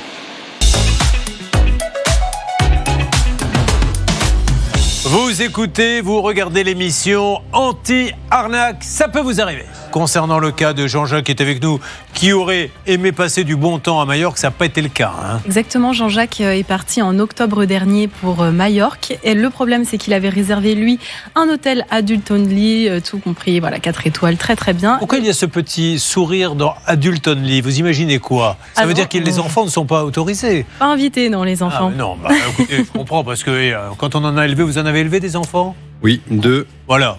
Et on a 4 petites filles quand même. Voilà, donc à un moment donné, on se prend une petite semaine, on se dit tiens, si on n'entend pas d'enfant, on se portera pas plus mal. Et qu'est-ce qui s'est passé sur place? Il avait envie d'être tranquille, et le problème c'est que quand il est arrivé, finalement la réservation avait été modifiée, il s'est retrouvé dans un hôtel avec des enfants, et en plus de ça avec la chambre juste au-dessus du club enfant. Parce que celui que vous aviez réservé au départ avait une vue particulière, parce que là, il y a vue sur la rue. Disons que c'était dans un cadre beaucoup plus agréable. Ouais. C'était bien verdoyant, donc proximité. Là, c'est la rue. Là, ouais. Là, c'était la rue complètement, au premier étage, la rue, et l'autre, c'était vraiment un beau cadre. De toute façon, je vais vous dire, ça se discute pas. On vous vend l'hôtel A, c'est l'hôtel A. Même si le B est 1000 fois mieux, si vous voulez le A, c'est le A qu'on doit vous vendre. Alors Bernard, où en est-on ? Et la France Collection, évidemment, ne répond pas pour l'instant. Mais pourquoi, par contre, j'ai appelé en parallèle. C'est pas gentil de dire ça. Non, mais je veux dire, je vous le disais précédemment qu'il faut envoyer tout par mail. Maintenant, on ne parle même plus à avec, vous, pourtant vous êtes connu, vous, dans le métier. Non, c'était avec Laura, donc j'ai laissé Laura gérer, évidemment, elle a dit par mail, petite. Laura s'occuper de ça. Oh là là. Je suis personne. Mais franchement, occupez-vous du cas vous-même. Non, mais Laura, j'ai besoin d'aide. Non, elle dit je suis personne. Mais non, Laura, vous êtes la reine du standard. Oui, Hervé. Non, mais ça sert à quoi d'appeler M. Kermenec, là? Kermenec, non, Laurent Curitier. Ah, Laurent Curitier. Alors lui, il ne faut rien faire. L'appeler. Alors, j'ai appelé donc la direction, évidemment. Laurent Curitier est en réunion, mais par contre, son équipe, j'ai un message de Stéphane Libre, un de ses responsables, qui lui a dit envoyez-moi un mail, on va réouvrir le dossier, parce que j'ai déjà entendu parler de ce cas. Dites-nous la vérité, Bernard, vous inventez les noms au fur et à mesure, parce que là, franchement, ça devient. J'ai pas pu avoir monsieur Stéphane Curitier, mais Robert Pergaud va tenter de dire à Jean-François Rimond s'il peut prévenir Hervé Glado. Il dit n'importe quoi. Enfin. Et je vais rajouter qu'il faut donc que j'envoie le mail à Martina Voilà, Vento. très bien. Vous Okay. avez tout. Bon, on avance maintenant avec un autre cas. Nous avons Pauline qui est avec nous. Pauline, c'est un cas que vous allez écouter attentivement, Laura, puisque c'est un cas de mariage. Laura qui prépare son mariage. Ça se rapproche maintenant de plus en plus. On est quasiment à 1 an maintenant, à peine. Est-ce qu'elle est là, Pauline ? Oui, je suis là. Bonjour. Déjà, comment va-t-elle, la Pauline ? Elle va très bien. Bon, alors, Pauline, rappelez-nous, vous nous appelez de quelle région, s'il vous plaît ? De la Moselle. De la Moselle. Quel était le problème de Pauline, s'il vous plaît, Marina ? Alors, elle devait se marier à l'origine en mai 2020. Avec le Covid, évidemment, pas possible. Donc, elle a décalé à l'année d'après. Tous les prestataires étaient OK, sauf le traiteur qui n'a pas voulu faire une prestation pour un plus petit comité. Résultat, elle a demandé le remboursement de l'acompte de 2 500 €, mais ils n'ont jamais répondu, ils n'ont jamais voulu le faire. Et pourtant, elle a fait condamner la société. Il y a un jugement. Donc là, Maître Novakovic, il faut que vous expliquiez à tous ceux qui suivent, ça peut vous arriver, qui doivent se dire, c'est même quand on va en justice, donc on n'obtient rien, qu'est-ce qui se passe ? Règle d'or, Maître Novakovic. La règle d'or. Alors, elle a un jugement. C'est vrai qu'on ne tombe pas un œuf, il y a un huissier qui peut venir. Est-ce que, juste, je ne sais pas si Pauline avait activé le commissaire de justice. Si, il y a un huissier de justice qui est intervenu. Et il n'a rien trouvé sur les comptes ? Non. Bon. Ouais. Alors, Voilà. s'il ne trouve rien sur les comptes et que la société continue, je ne sais pas si c'est le cas, mais que la société continue de louer ses salles et tout, dans ces cas-là, qu'est-ce qu'on fait ? Moi, je me gêne pas. Je les assigne en redressement ou liquidation judiciaire. Croyez-moi, c'est un argument extrêmement efficace, car une société qui ne peut plus payer, qui ne peut plus faire face à ses dettes, est obligée de déposer le bilan. Donc, si elle ne peut pas payer, effectivement, exécuter un jugement, ça veut dire qu'elle est en cessation des paiements. Donc, n'hésitez pas dans ces cas-là à assigner. Et croyez-moi, c'est un argument extrêmement persuasif, parce que les entreprises n'ont pas envie de se retrouver liquidées, donc payent immédiatement à réception de l'acte de l'huissier. Alors, encore une fois, tous ces petits indices que l'on vous demande de vérifier avant de donner de l'argent. Les Gazelles de l'Orient, déjà c'est une URL. Une URL, ça veut dire qu'il y a un seul actionnaire. Bon, ça veut dire que c'est une petite boîte. 2, pourquoi pas ? Elle est domiciliée 128 rue de la Boétie. Vous allez sur un plan et vous allez voir que 128 rue de la Boétie, c'est le Triangle d'Or à Paris. Champs-Élysées, Arc de Triomphe. Autrement dit, le mètre carré met à un prix, même d'ailleurs, à M6-Sartèle, on ne pourrait pas être là-bas. Donc, je veux bien qu'un loueur de salle, donc qu'est-ce qu'il fait ? Il prend une boîte en se disant, je vais montrer que je suis dans le 8e, mais ce n'est qu'une boîte. Autre chose, Marine ? On est exactement sur la même longueur d'onde, Julien. Je vous ai peut-être dit ce que vous vouliez dire, non ? Oui, c'est un petit peu ça, mais je peux rajouter autre chose, c'est qu'ils sont non seulement organisateurs et traiteurs, mais ils louent des véhicules, ils font énormément de choses, ils sont très présents sur les réseaux sociaux. Il y a eu beaucoup de personnes qui se sont plaintes de cette société, il faut le dire. Il y a des avis qui sont vraiment catastrophiques, donc voilà, le but c'est qu'elle ne continue pas, évidemment. Et que en plus, je ne suis pas content parce que cette société a piqué le surnom que l'on donne à Laura, Marine et Maître Novakovic dans cette émission, puisqu'elle s'appelle les Gazelles de l'Orient. Rappelons maintenant une nouvelle fois, je ne sais pas qui s'était occupé de ce cas. Alors c'était moi, j'avais repris le dossier de Céline, on avait essayé d'appeler donc Mohamed Mazouz qui n'avait pas répondu, par contre il lisait mes textos la dernière fois, Donc on y peut retourne. essayer de le rappeler. Après, C'est parti. donc après, c'est même pas litige.fr puisqu'elle a un jugement. Oui. Après, elle demande la liquidation. En liquidation judiciaire. C'est parti. C'est la seule façon de le faire plier. Hein. Ah oui. Voyons si ça répond. Bah alors. Ah, j'ai entendu un enfant derrière, mais c'est, je pense. C'est chez moi, oui. Ah, voilà le petit. Quel âge il a ? Messagerie Orange, bonjour. La personne que vous essayez de joindre n'est pas disponible. Oui. Veuillez laisser votre message après le bip. Je le laisse. Oui, bonjour les gazelles de l'Orient. Julien Courbet à l'appareil, je cherche à joindre. Alors au moment où je vous parle, nous sommes sur RTL M6. Je cherche à joindre Mohamed Mazouz. Mohamed Mazouz, car vous avez été condamné, les gazelles de l'Orient. Vous êtes, je crois, 12 rue Hector Berlioz à Reims, mais également à Corroy-les-Hermonville. Vous avez été condamné à payer à notre Pauline une certaine somme que vous ne payez pas. Donc, est-ce que vous êtes en train de liquider votre société ? On aimerait en savoir plus parce que la pauvre, elle ne sait plus quoi faire. Merci de nous tenir au courant. Pauline, on va se dire que là, si on n'a pas de nouvelles là, dans les heures qui viennent, vous assignez en redressement, d'accord ? Oui, j'ai déjà envoyé un courrier au procureur de la République pour essayer de lancer cette procédure. Ah ben, parfait. C'est le procureur qui s'occupe de ça. C'est pas du tout au procureur qu'il faut envoyer ça. Ça sert à rien. Hein. À qui oui, en fait, c'est au tribunal de commerce en fait. Il faut assigner devant le tribunal de commerce. D'accord ? D'accord, ok. Allez, gros bisous Pauline, si on les a, on essaie d'appeler notre somme, je vous rappelle. Merci Pauline. On continue dans quelques instants dans l'émission Anti-Arnaque. Julien Courbet sur RTL. Essayons d'avancer sur les différents dossiers. Maintenant, nous allons aller sur le cas de Thibaut, on est bien d'accord, Malora ? Oui, il est là. Alors, chantez-lui la chanson de la compagnie créole. Quand on a un Thibaut, on le chante régulièrement. Allez-y, Laura, vous ne la connaissez pas ? Un Thibaut, deux Thibaut, trois Thibaut. Ah, ça, c'est la version enterrement. Moi, j'aurais aimé la version plus festive. Oui, bon, c'est pas grave. Vous savez que je chante mal. Oui, il faudrait qu'on arrive à trouver quelque chose que vous faites bien, quand même. Je plaisante, c'est pas sympa. Oh là là, je la taquine. Mais si elle est là, c'est parce que c'est la meilleure dans son domaine. Le tout est de savoir de quel domaine il s'agit. Nous avons notre Thibaut qui est là. Alors, Thibaut, bonjour. Bonjour. Je taquine Laura, mais avouez qu'elle est gentille, Laura Thibaut. Hein. Très, très gentille. Mais il y a quelqu'un qui est passé avant nous, Thibaut, et qui va la marier dans un an, malheureusement. On aura les miettes, on sera invité au vin d'honneur. C'est l'apéritif où l'on invite les tocards que l'on ne veut pas inviter au mariage. Thibaut, on va demander à Marine qui va vous résumer votre cas et on va peut-être relancer les appels en fonction de ce qui s'est passé. Marine. Donc Thibaut est producteur et réalisateur de contenus musicaux. Il a démarché un prestataire pour pouvoir se rapprocher de labels et organiser des événements. Il a versé 16 000 € à cette société. Malheureusement, en un an, elle n'a jamais rien fait. Il l'a fait condamner et aujourd'hui, il lui restait à verser 9 100 €. La société avait commencé mais pas fini. On partait de loin, on parle de 9 000 €. Car on rappelle, Thibaut, que vous, cette société, vous avez dit « Waouh, tes compositions musicales, elles sont super. » On les avait d'ailleurs écoutées, si je ne m'abuse, et elles étaient vraiment super. Je vais te faire connaître, je vais te mettre en relation avec plein de gens qui vont te permettre de les vendre. C'est ça, Thibaut ? C'est ça. Voilà, et il n'avait rien fait, donc lui, Thibaut, avait payé ce monsieur qui devait le mettre en relation avec plein de gens, il l'a mis en relation avec personne. Alors là, Bernard, on doit dire qu'on part de très très loin, parce que c'est on pensait jamais que, vous voyez, comme quoi il n'y a pas de religion dans les dossiers, on pensait qu'on n'y arriverait pas, Bernard. Exactement, on n'arrivait pas à joindre Sofiane Sediki, et on avait appelé donc son associé qui était Ryan Boens, qui nous avait dit, écoutez, moi je suis plus dans la société, c'est vrai que j'étais associé à l'époque, c'est vrai que j'ai suivi ce talentueux jeune homme, je vais essayer de prendre contact avec Sofiane et j'essaierai de faire le maximum dans cette négociation pour que ce garçon récupère de l'argent. L'a-t-il récupéré ? On va lui poser la question. On lui demande tout de suite, est-ce que vous avez, Thibaut, eu des bonnes nouvelles et que l'on peut annoncer maintenant à tous ceux qui suivent, ça peut vous arriver ?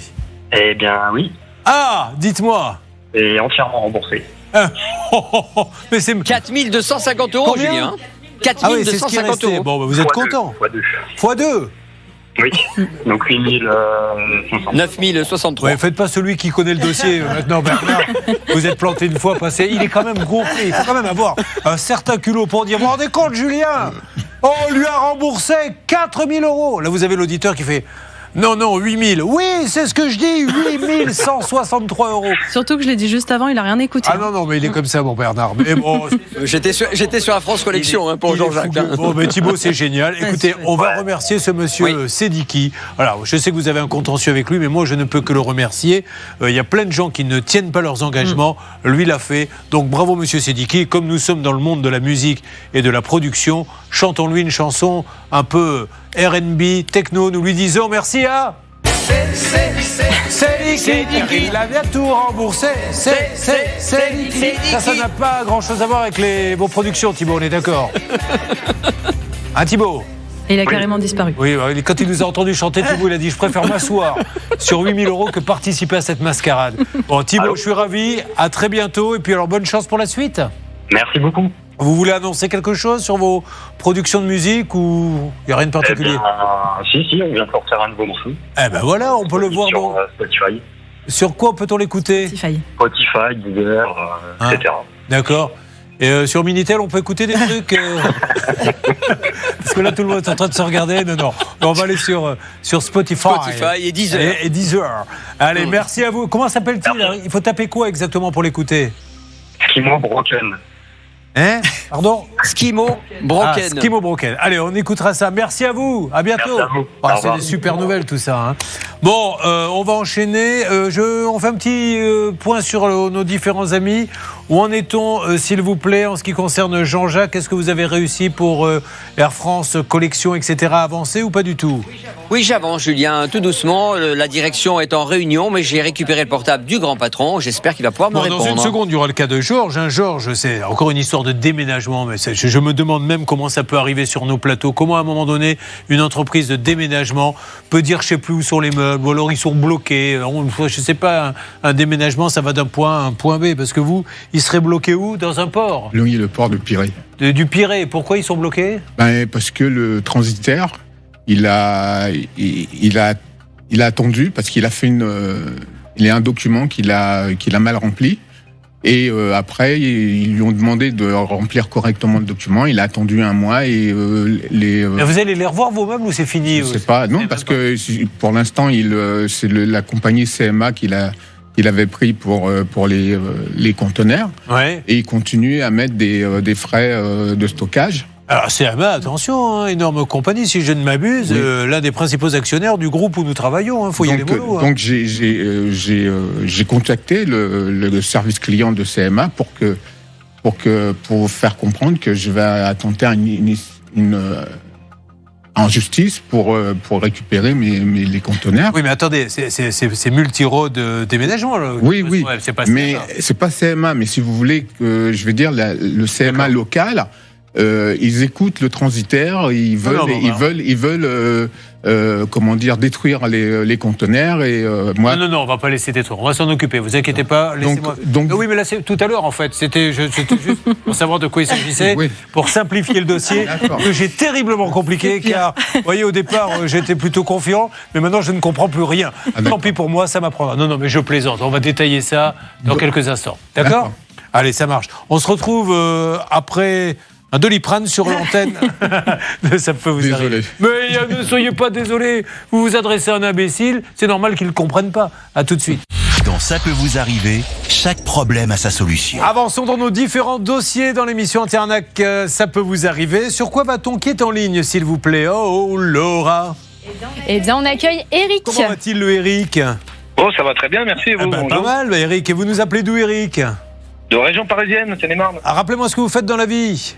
Oh, je travaille pour un concessionnaire automobile. Alors, il avait commandé un monospace d'occasion et il l'avait commandé pour son épouse. Oui, et c'était en ligne, une vente à distance. Il a versé plus de 5 000 € pour réserver le véhicule. Jusque-là, tout va bien. Finalement, le vendeur lui dit « J'aurais besoin finalement que vous versiez 50% supplémentaire, donc 11 000 € versés supplémentaires. » Et résultat, le véhicule n'est jamais arrivé finalement. Donc, il a demandé l'annulation de la vente. Le vendeur a dit « Oui, pas de souci, je vous rembourse. » Ça, c'était en mai dernier. Qui s'était occupé de ce dossier très bizarre à la salle des appels? Écoutez, c'est encore. Et alors, vous vous rappelez de l'appel que vous aviez passé? Oui, je me souviens. Je me souviens très très bien. C'était un monsieur Dardelé. Je me souviens. J'ai cru que vous alliez me faire du Jodassin l'été indien. Je me souviens très bien de ce matin-là. Et donc, qu'est-ce qui s'était passé exactement?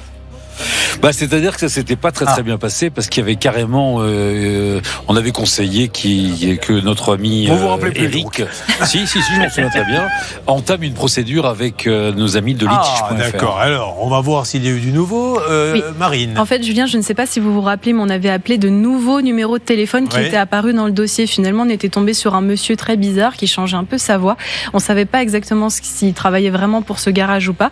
À ce jour, en tout cas, le garage est toujours en activité. Il y a toujours des annonces, mais c'est vrai que les numéros de téléphone changent régulièrement. Alors, qu'est-ce qui s'est passé? Vous avez fait appel à litige.fr?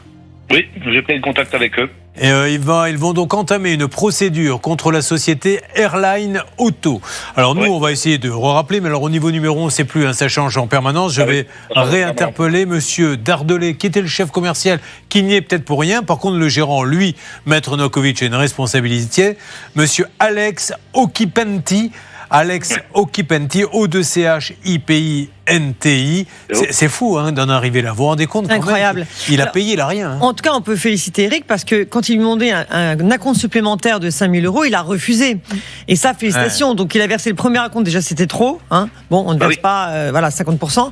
Mais en tout cas, bravo d'avoir refusé le second acompte. Il a compris qu'il y avait une arnaque. Bon, écoutez, on continue. Airline Auto, faites attention. Et puis surtout, prévenez-nous si vous avez vous-même le même souci que lui. Monsieur Alex Okipenti, on est prêt à dire toutes les gentillesses que vous voulez, mais donnez-nous un peu de biscuit parce que là, ça sent quand même un peu l'arnaque. On ne dit pas que c'est une arnaque, mais le faisceau d'indices pourrait nous laisser croire que. Mais je suis certain que vous allez pouvoir nous appeler et nous dire tout va bien, vous n'avez pas bien compris. Oui, Hervé?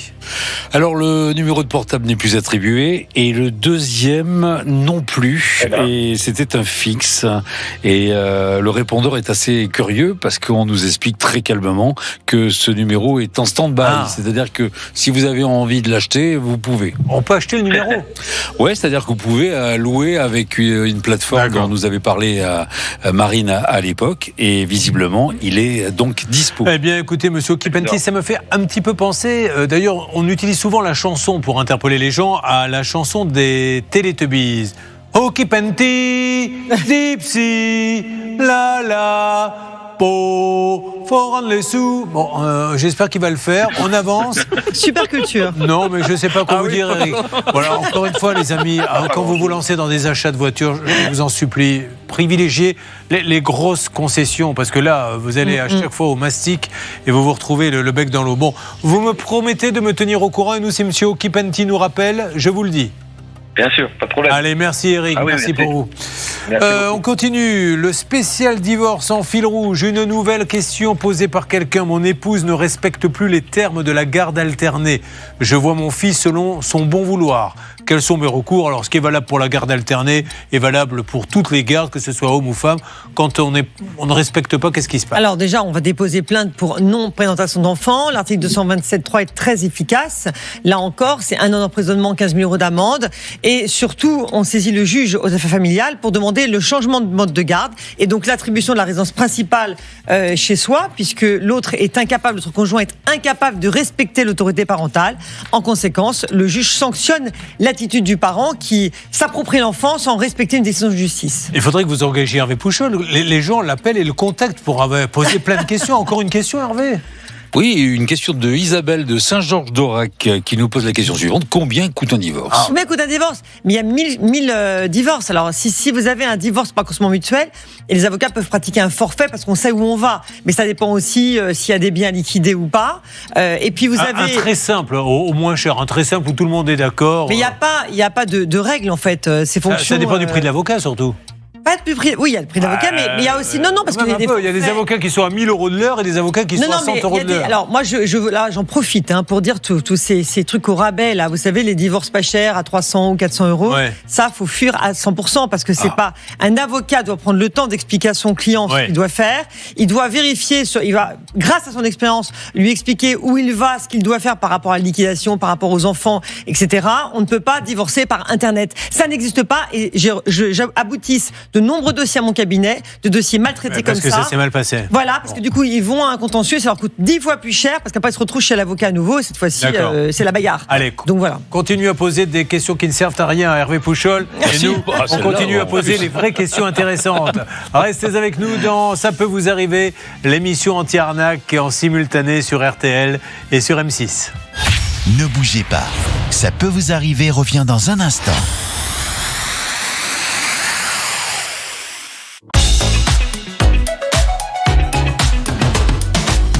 Allez, c'est parti, mesdames et messieurs. Voici la dernière partie de votre émission. Ça peut vous arriver. Maître Novakovic est avec nous. Marine, Laura, Bernard, Hervé, salle des appels. Essayons d'avancer et lançons immédiatement le cas de George. George qui est avec nous. Alors, George, tout va bien ? Très bien. On va essayer de comprendre cette histoire de déménagement. Alors, ça a l'air compliqué, mais ça ne l'est pas en fait. Il était dessinateur industriel, mais vous dessiniez quoi exactement ? Les moteurs d'avion. Ah, vous dessiniez des moteurs d'avion ? Oui. Mais ça se dessine ? Oui, avec les logiciels de CAO. D'accord. Donc, quel moteur, alors, par exemple, avez-vous dessiné de quel avion ? CFM56. C'est des avions de combien de places, ça ? C'est les A330, les A350 et des Boeing, quelquefois. Bon, et vous êtes CFM56, c'était travailler avec General Electric. D'accord. Un groupe américain. Ok. Et maintenant qu'on vous occupez à la retraite ? J'avais l'intention de lancer un projet de bungalow. Allez, on y va. On va en parler. Juste, on va dire que vous arrivez de Châtenay-Malabry. Oui. C'est dans les Hauts-de-Seine. Il se passe des choses à Châtenay-Malabry, s'il vous plaît, là-haut. Ils ont mis un nouveau tramway. Ah, ils ont mis un nouveau tramway, voilà. Donc, c'est déjà une Camembert, Laura, voilà. Vous deviez normalement. C'est toi, Laura. Vous verrez, il est nouveau, il est très beau. J'ai hâte. C'est pas de ça dont vous vouliez parler ? Non. Alors moi, j'avais autre chose à dire. Donc, avis aux amoureux de cette émission. Donc, on est dans les Hauts-de-Seine et la ville. Donc là, je vais vous parler d'Asnières, qui a été récompensé pour ses actions en faveur des couples. Alors, il y a par exemple des sessions de préparation au mariage civil, donc je devrais peut-être m'inscrire, des soirées de mariés, mais aussi un point d'écoute famille avec une conseillère conjugale, donc tout est fait pour éviter les divorces. C'est la deuxième fois que cette municipalité est lauréate avec ce prix des couples. Mais Maître Novakovic n'est pas contente parce qu'elle dit c'est avec ce genre d'initiative, si on ne fait pas divorcer les gens, comment je vis, moi, au quotidien ? Et elle a bien raison. Alors, Georges, quel était votre projet, déjà, vraiment en 2 mots ? Le projet, c'était de construire 12 bungalows. Sur un terrain où ça ? Sur un terrain que j'ai acheté à Rhodes. À Rhodes, très bien. À 800 mètres de la mer. Et historiquement, pourquoi Rhodes ? Lors d'un voyage, vous avez... Non, parce que Rhodes, comme je pratique le kitesurf. Ah, d'accord. J'ai découvert Rhodes il y a une 15aine d'années, et puis je me suis fait des amis, et puis je me suis intéressé à la région, et ça m'a beaucoup... Mais bien sûr, et c'est compliqué de se lancer quand on est comme ça, français, qu'on débarque à Rhodes, d'acheter un terrain, de faire des bungalows, ça demande beaucoup d'autorisation ? Et j'ai lancé l'achat des terrains il y a 3 ans. Ok. Mais il faut parler l'anglais couramment. Correctement, du moins. Alors, c'était quel genre de bungalow ? Bungalow, c'est des bungalows, je ne sais pas si vous avez des photos. Non, c'est pas démontable, ils sont en dur. D'accord. Totalement en dur, et je vais dire, comme la saison dure 6 mois à Rhodes, donc moi j'avais l'intention à ma retraite de m'occuper pendant 6 mois, et puis après, je pourrais voyager dans le monde si... Alors, le déménagement concerne les matériaux pour les bungalows ? Les matériaux et les meubles, parce que la société que j'ai contactée, qui s'appelle Multirod, ils m'ont dit qu'ils pouvaient faire les meubles, et en même temps, ils avaient aussi la possibilité de faire de l'international. On va essayer de pas trop compliquer les choses. Ouais. Il paie Maître Novakovic à Multirod, qui doit aller d'un point A à un point B. C'est eux qui doivent s'occuper de tout, parce qu'il y a le transporteur. Après, Multirod doit louer des bateaux, etc. Et il y a des papiers à remplir, etc. Où est la faiblesse dans ce dossier ? Qui a fait une bêtise ? La bêtise, c'est son interlocuteur direct, celui avec qui il a contracté, qui doit acheminer effectivement tout cela. Maintenant, s'il y a un sous-traitant, peu importe, ça ne le regarde pas. Lui, c'est son co-contractant qui compte, uniquement lui. Alors, que vous dit aujourd'hui le déménageur, celui à qui vous avez payé ? Celui que j'ai payé, on a, avec votre collaborateur Jean-Baptiste Nicole, on a envoyé une mise en demeure. Oui. Et on a envoyé aussi deux courriers par email aussi. Et qu'est-ce qu'ils vous disent ? Et la mise en demeure, ils ne sont pas allés le chercher, mais ils ont été avisés. Très bien. Et donc, moi, je ne les ai pas appelés sur la demande de Jean-Baptiste. Parce qu'on va le faire maintenant. Qu'est-ce qui est bloqué là-bas ? Alors, il y a des bungalows. Il y a deux conteneurs qui sont bloqués au port du Pirée. un conteneur qui contient les meubles et un autre conteneur. Comme j'avais acheté du bois pour finir les bungalows, et les deux conteneurs sont bloqués là-bas. Allez, on va pas perdre de temps bêtement. Autre chose à rajouter, Marine, et vous me préparez le numéro. Qui s'occupe de ça là-bas ? Allez, moi. Bernard, allez-y, essayez d'appeler le transporteur. C'est parti. Il y en a quand même pour 30 000 euros de meubles et 20 000 euros de bois, donc c'est pas rien. Et en fait, aujourd'hui, ce qui se passe, c'est que cette fameuse erreur de document, elle a été corrigée. Mais aujourd'hui, on lui réclame des frais de gardiennage et il y en a pour un peu plus de 11 000 euros. C'est pour ça que le dossier traîne et que personne ne veut payer. Bon, allez, on appelle Multirod, déménagement. J'attends de voir si ça sonne. Vous m'avez lancé le numéro. Gérante, on tente la gérante dans un premier temps. Puis après, oui, bonjour, c'est la Waria. Madame Lérèche. Vous êtes Julien Courbet, madame. Au moment où je vous parle, nous sommes en train de faire une émission Ça peut vous arriver, RTL M6. Et je suis avec un de vos clients, Georges, qui est bien embêté puisque 2 containers sont bloqués pour aller à l'île de Rhodes. C'est le monsieur qui devait faire des petits bungalows. Il est là et on essaie de débloquer la situation parce qu'il va finir par faire banqueroute. Qu'est-ce qui se passe chez Multirod Déménagement ? Pourquoi ces petits bungalows n'arrivent pas à bon port ? Alors, je vous explique ou pas ? Ah ben allez-y, je vous en prie, au contraire. Attends, deux petites secondes. Alors, allez-y, juste expliquez à cette dame là qu'on va revenir dans une seconde, Bernard. Le temps que Maître Novakovic vous fasse une règle d'or, le temps qu'elle-même elle aille chercher ou prévenir quelqu'un, je vous écoute. Oui, effectivement, parce qu'il risque de nous répondre que c'est le sous-traitant qui est en tort, ce qui est vrai. Sauf que la jurisprudence de la Cour de cassation est très claire. C'est uniquement l'interlocuteur principal, donc c'est pas lui qui a choisi le sous-traitant. C'est ce que je vous dis. Ah oui. Et la Cour de cassation est très claire là-dessus. Donc ils vont se débrouiller. C'est pas de notre faute, mais ils doivent se débrouiller avec leur sous-traitant. Ben voilà, sinon on traite directement avec le sous-traitant. Est-ce que cette dame est revenue ? Alors ce qu'on va faire. Elle est revenue, Julien. Madame, je vous dis ce que l'on sait. Comme ça vous évite de redire ce que l'on a déjà dit sur l'antenne. Georges donc est passé par Multirod. Vous m'entendez ? Oui, je vous entends. Parce que ça sonnait. Donc, Georges est passé par Multirod Déménagement, pour un déménagement qui partait d'où pour aller où, Georges ? Qui partait de Paris pour aller à Rhodes. Voilà, et aujourd'hui, les containers sont bloqués au port du Pirée. Oui. Pour quelle histoire exactement, Georges ? C'est une histoire Ils ont mal rempli, le transitaire a donné des mauvaises indications à la société qui devait remplir un T2L, qui est le document qu'on fournit pour dire que les fournitures ont été achetées en ils se sont plantés dans le document et donc aujourd'hui, tout est bloqué. On leur a demandé de refaire un document, ce qui aurait pu se faire en 24 heures, 48 heures, mais ils ne l'ont pas fait. Au bout d'un mois, rien n'avait été fait. Et alors aujourd'hui, conséquence, c'est que maintenant on lui dit va falloir payer tous les containers qui sont stockés là. Donc il essaie de savoir ce qui se passe parce que lui maintenant ça lui fait 10 000 de plus. Surtout, il devait monter une affaire avec.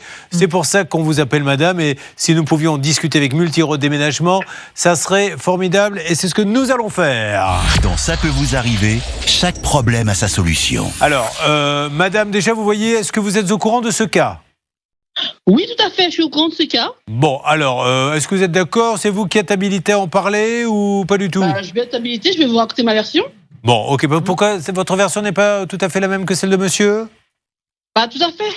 Ah, d'accord. Bon, alors, on va y aller. Alors, vous, monsieur, est-ce que vous connaissez la nouvelle version ou pas du tout ? Non.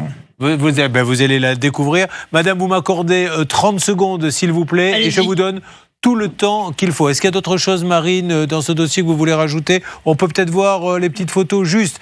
Comme ça, madame, on lui donne la parole. Je voulais vous montrer de quoi il s'agit quand même. Voilà, donc c'est ça, c'est la maquette des bungalows que vous devez poser. Oui, c'est les maquettes 3D. Les maquettes 3D, donc il y en a combien là ? Il y en a 3. 3, très bien, avec étage. Il y a 2 étages, donc il y en a 3. Ok. Après, il y en a 4 autres et 5 autres. Bon, allez, c'est parti. Maintenant, l'explication de nos amis de Multirod Déménagement concernant le béton a été fait. Le cas de Georges. C'est parti, on y va, on en parle tout de suite sur M6. Julien Courbet sur RTL. Madame, c'est à vous. Merci de nous parler Multirod Déménagement sur le cas de Georges. Il nous l'a expliqué. Qu'est-ce qui se passe de votre côté ? On vous écoute. Alors, je vous explique. Alors, Georges a fait appel à nous. Monsieur Georges Comus a fait appel à nous.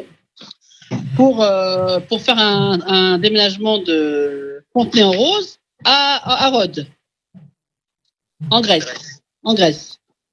Donc, ensuite, quand on a fait le voyage, tout s'est bien passé. Arrivé au port de Pirée, il y a des frais de douane à payer.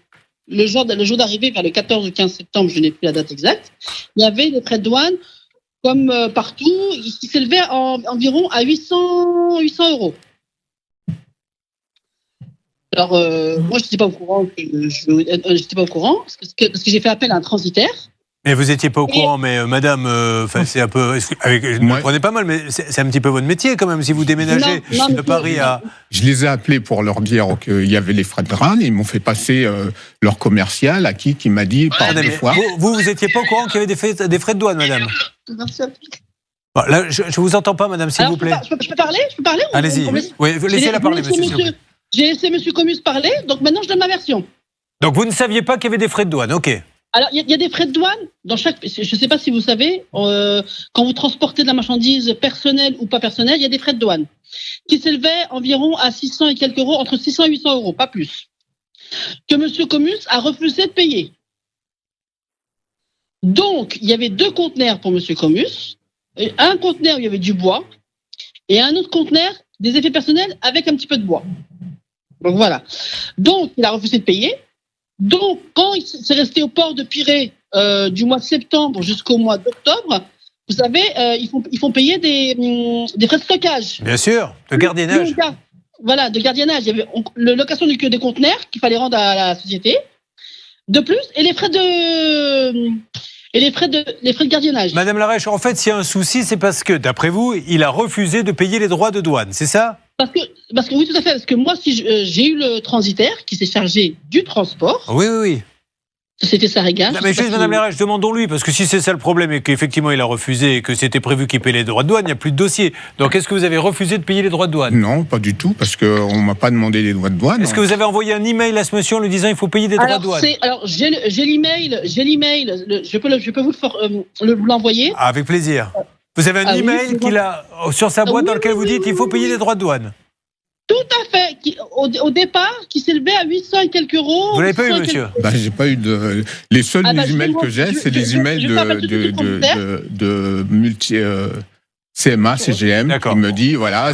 Écoutez, madame, on n'a pas ce document. Si vous pouvez nous l'envoyer, ça serait. Il n'y a pas de souci. Donc, je finis. Donc, moi, ce que j'ai payé, je vous explique, hein, le transport de Paris, du Havre à Rhodes, non, de Paris à Rhodes. Et le voyage s'arrêtait à Pirée. Il y avait une autre traversée que j'ai payée pour rien, de ma poche. Et je ne me suis pas fait rembourser. Plus 6 000 euros. Et je ne me suis pas fait rembourser. Et je ne suis pas venu chez vous pour vous dire qu'on ne m'a pas remboursé. Ensuite, moi, ce qu'on a décidé, c'était il y avait des frais de douane, il y avait des frais de. Oh là, aidez-moi. Des frais de stockage et tout ça, que ce transitaire a dit je vais payer une partie. Et que M. Comus m'a appelé, m'a dit l'erreur, elle vient des douanes françaises. C'est pas nous qui font l'erreur, c'est les douanes françaises. Bon, madame, qu'est-ce qu'il faut faire pour débloquer la situation aujourd'hui? Qu'est-ce qu'il faut faire? Il faut payer, tout simplement. Il faut payer combien?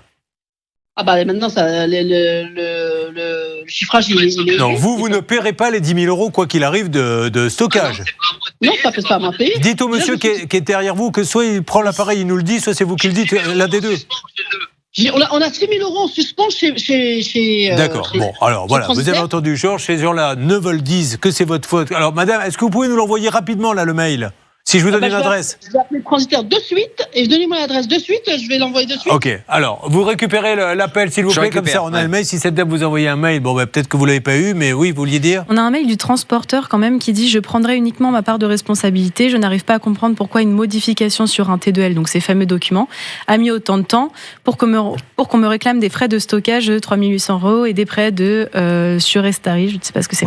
Voilà. Bon, moi je pense, monsieur, mais je vous le dis honnêtement, et ça je le dis sous contrôle de Maître Novakovic, qu'à la rigueur il vaut mieux, je sais que ça fait mal, c'est payer ces 10 000 et après se retourner et attaquer multi-redéménagement, parce que là, chaque jour qui passe, vous allez vous retrouver à 12, 14, 15 000 et sans l'affaire. Hein. Parce que s'ils ne lâchent pas l'affaire, vous faites ça, mais vous les attaquez après si vous estimez être de bonne foi. Oui, Marine, rapidement, parce qu'on va traiter le cas. Je suis prêt à faire un geste à hauteur de ma responsabilité, car le problème vient certes de nous, mais cela aurait pu être réglé rapidement. Donc il faut quand même contacter le transporteur. Mais lui, il n'a pas de contact avec le transporteur. Mais je sais bien, mais c'est pour ça que si il a du biscuit, on va voir si cette dame nous envoie. Oui. Moi, je serais lui, je paierais pour vite sortir de là et lancer votre affaire. Et après, vous vous retournez contre multi-road déménagement. Ou alors, une procédure en référé pour que ce soit réglé. Parce que là, aujourd'hui, ils ont reconnu quand même la responsabilité entière de l'entreprise. Enfin, il y a donc normalement, il n'y a pas de souci au niveau d'un tribunal. Georges, est-ce que c'est bien d'accord pour vous tout ce qui vient d'être dit? Sous réserve que cette dame envoie l'email, ok? Est-ce que vous êtes d'accord avec ce qu'on vous propose ? Bah. Ça, ils ne veulent pas payer. Donc moi, si j'ai un conseil à vous donner, sortez de là, mais attaquez-les, vous obtiendrez gain de cause. Ah oui, c'est que j'avais pas les moyens pour payer... Vous n'avez pas les 10 000 euros pour payer le stockage. Pour payer le stockage, quoi. Ouais. Et ça, parce que je me suis endetté.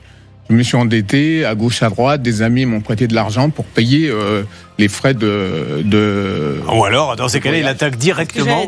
Il attaque directement et ils paieront tout dans ces cas-là. Ils ont reconnu leur erreur, donc devant un tribunal, effectivement, vous pourrez obtenir leur condamnation. Bon, est-ce que cette dame va envoyer l'email, s'il vous plaît, Bernard ? Oui, elle m'a promis qu'elle allait donc appeler le transitaire pour avoir le document officiel et me l'envoyer le plus rapidement possible. Je ne sais pas si on l'aura à la fin de l'émission, mais je sais que ce document, je l'aurai. Allez, avançons là-dessus. Voyons si nous pouvons faire bouger les choses. Je l'espère en tout cas. Puis on va parler avec vous, Justin qui est à Saint-Lenoble dans le Nord. Vous nous direz ce qui se passe là-bas, Laura.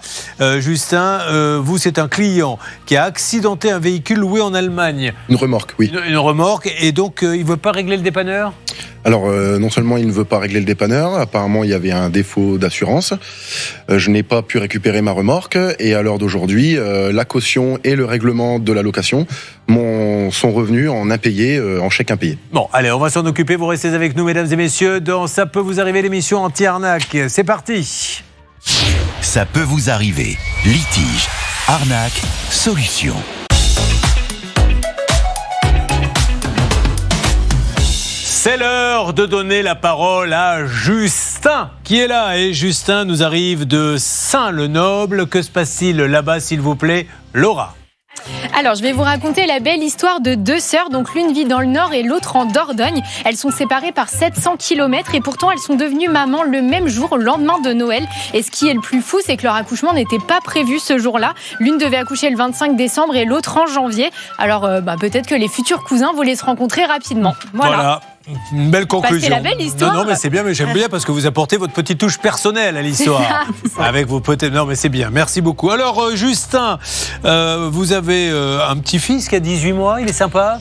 Très sympa. Comment s'appelle-t-il ? Il s'appelle Lucien. Lucien, parfait. Et il est, ça y est, il fait ses nuits, Lucien ? Oh, il fait ses nuits. Il a fait ses nuits à 2 mois. À 2 mois ? Oh, la chance. Justin est gérant d'une société de location de remorques et d'engins de BTP. Un jour, quelqu'un vient et vous loue une remorque, c'est ça ? Tout à fait. Alors, il part d'où pour aller où, en fait ? Il vous le dit ou pas du tout ? Non, je n'ai pas plus d'informations sur ce qu'il a besoin. Alors, vous savez qu'il a pris la remorque, en tout cas. Mais en tout cas, il est venu chez nous. D'accord, il a payé. Il a payé par chèque et il nous laisse une caution de 3 000 € également par chèque. Et vous recevez quoi, un coup de fil ? Comment ça se passe ? Pardon. Je vous en prie. Au bout de... Donc la location était prévue pour 5 ou 6 jours. Et au bout de la 6e journée, un coup de téléphone nous annonçant qu'ils ont eu un accident en Allemagne. Et ils nous demandent quelques jours pour pouvoir prendre en charge la situation, ramener la remorque.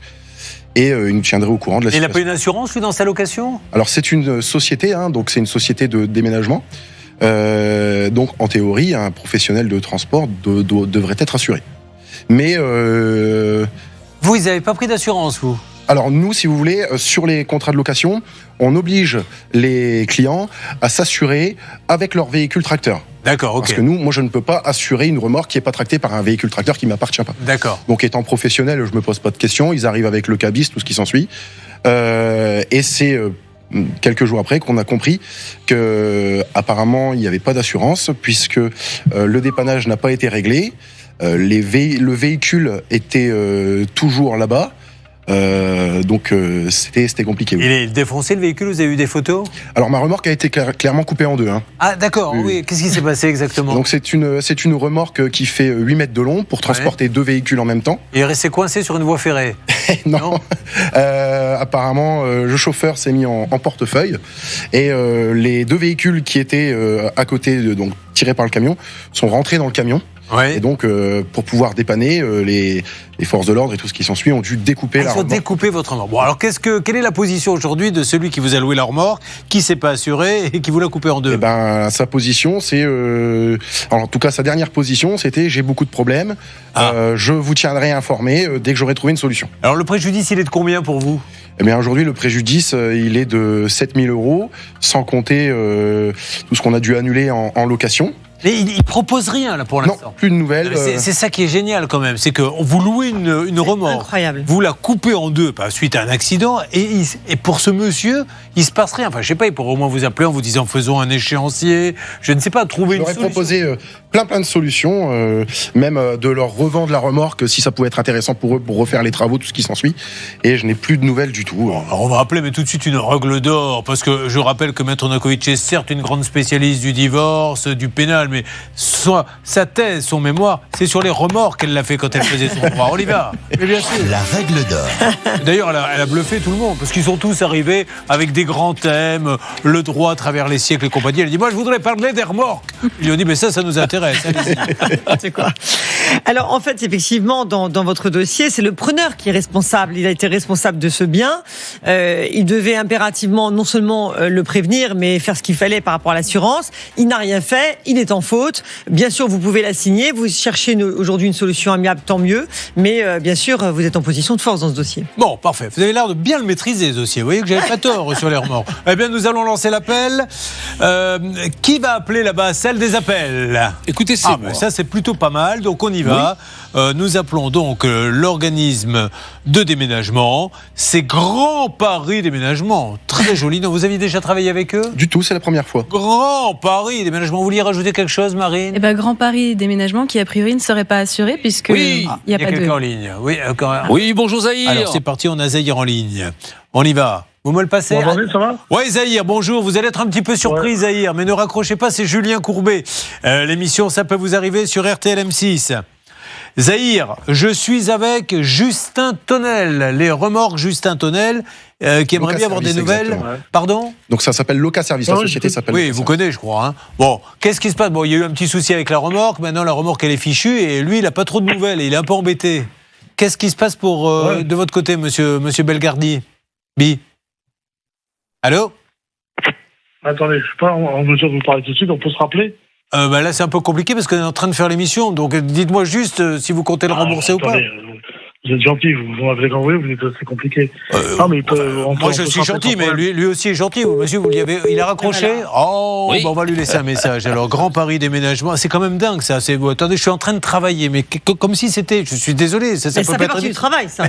Lui aussi. Lui, par contre, il peut plus travailler, lui. Voilà. Allez, laissez-lui un message, oui. Alors, il faut savoir que la gérante, c'est donc sa femme à ce monsieur-là, et celui qui a commis l'infraction et l'accident, c'est le fils. Et le fils a lui-même, de son côté, est auto-entrepreneur et a une société de location de véhicules de courte durée. Donc lui aussi, il devrait être assuré. Je ne sais pas. Allez, on va lui laisser un message à ce monsieur. Donc c'est la famille Belgarbi. Il y a Zahir, le père. La gérante, c'est Hayat Belgarbi, c'est la femme de Zahir. Et le chauffeur, c'était Mohamed Belgarbi. Ils sont tous à Créteil. On y va. On laisse un message. Vous pouvez rebrancher. Voilà. Je voulais rebrancher. Mais il est là, le monsieur, ou pas?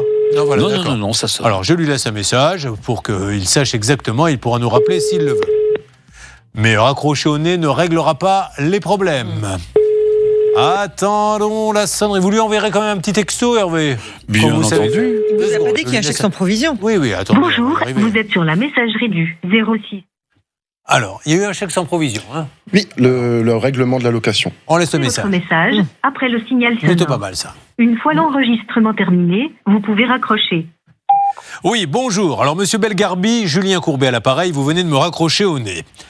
Nous sommes sur RTL et M6. Nous voulions parler à Hayat Belgarbi, qui est la gérante de Grand Paris Déménagement, puisque vous avez loué à Justin Tonnel Loca Service une remorque. La remorque est maintenant foutue. Apparemment, vous lui avez fait un chèque en bois. Et c'était votre fils, Mohamed Belgarbi, qui conduisait. Donc aujourd'hui, ce monsieur, vous comprenez bien qu'il ne va pas s'asseoir dans son canapé et attendre que ça se passe. Il a perdu une remorque, il se prend un chèque en bois. Vous ne seriez pas assuré. Et c'est Hayat Belgarbi qui va avoir des ennuis, parce que là, s'il va au tribunal, c'est elle la gérante. On essayait d'arranger les choses tranquillement, mais si vous me raccrochez au nez, vous ne me félicitez pas les choses. Maître Novakovic. Vous me posiez la question concernant l'émission d'un chèque sans provision. Il faut savoir que vous pouvez, ça vaut titre en fait. Il suffit de demander à la banque un justificatif. Est-ce qu'il l'a présenté 2 fois? Et il faut le représenter. Non. Alors vous le représentez une deuxième fois. Et vous demandez un certificat de non-paiement à la banque. Vous aurez un papier. Vous exécuté par un commissaire de justice. Et puis lui va se retrouver interdit bancaire. Ok. Donc, monsieur, je ne sais pas si vous avez entendu tout ça, monsieur Belgarbi, mais c'est ridicule. Enfin, vous lui avez loué une remorque.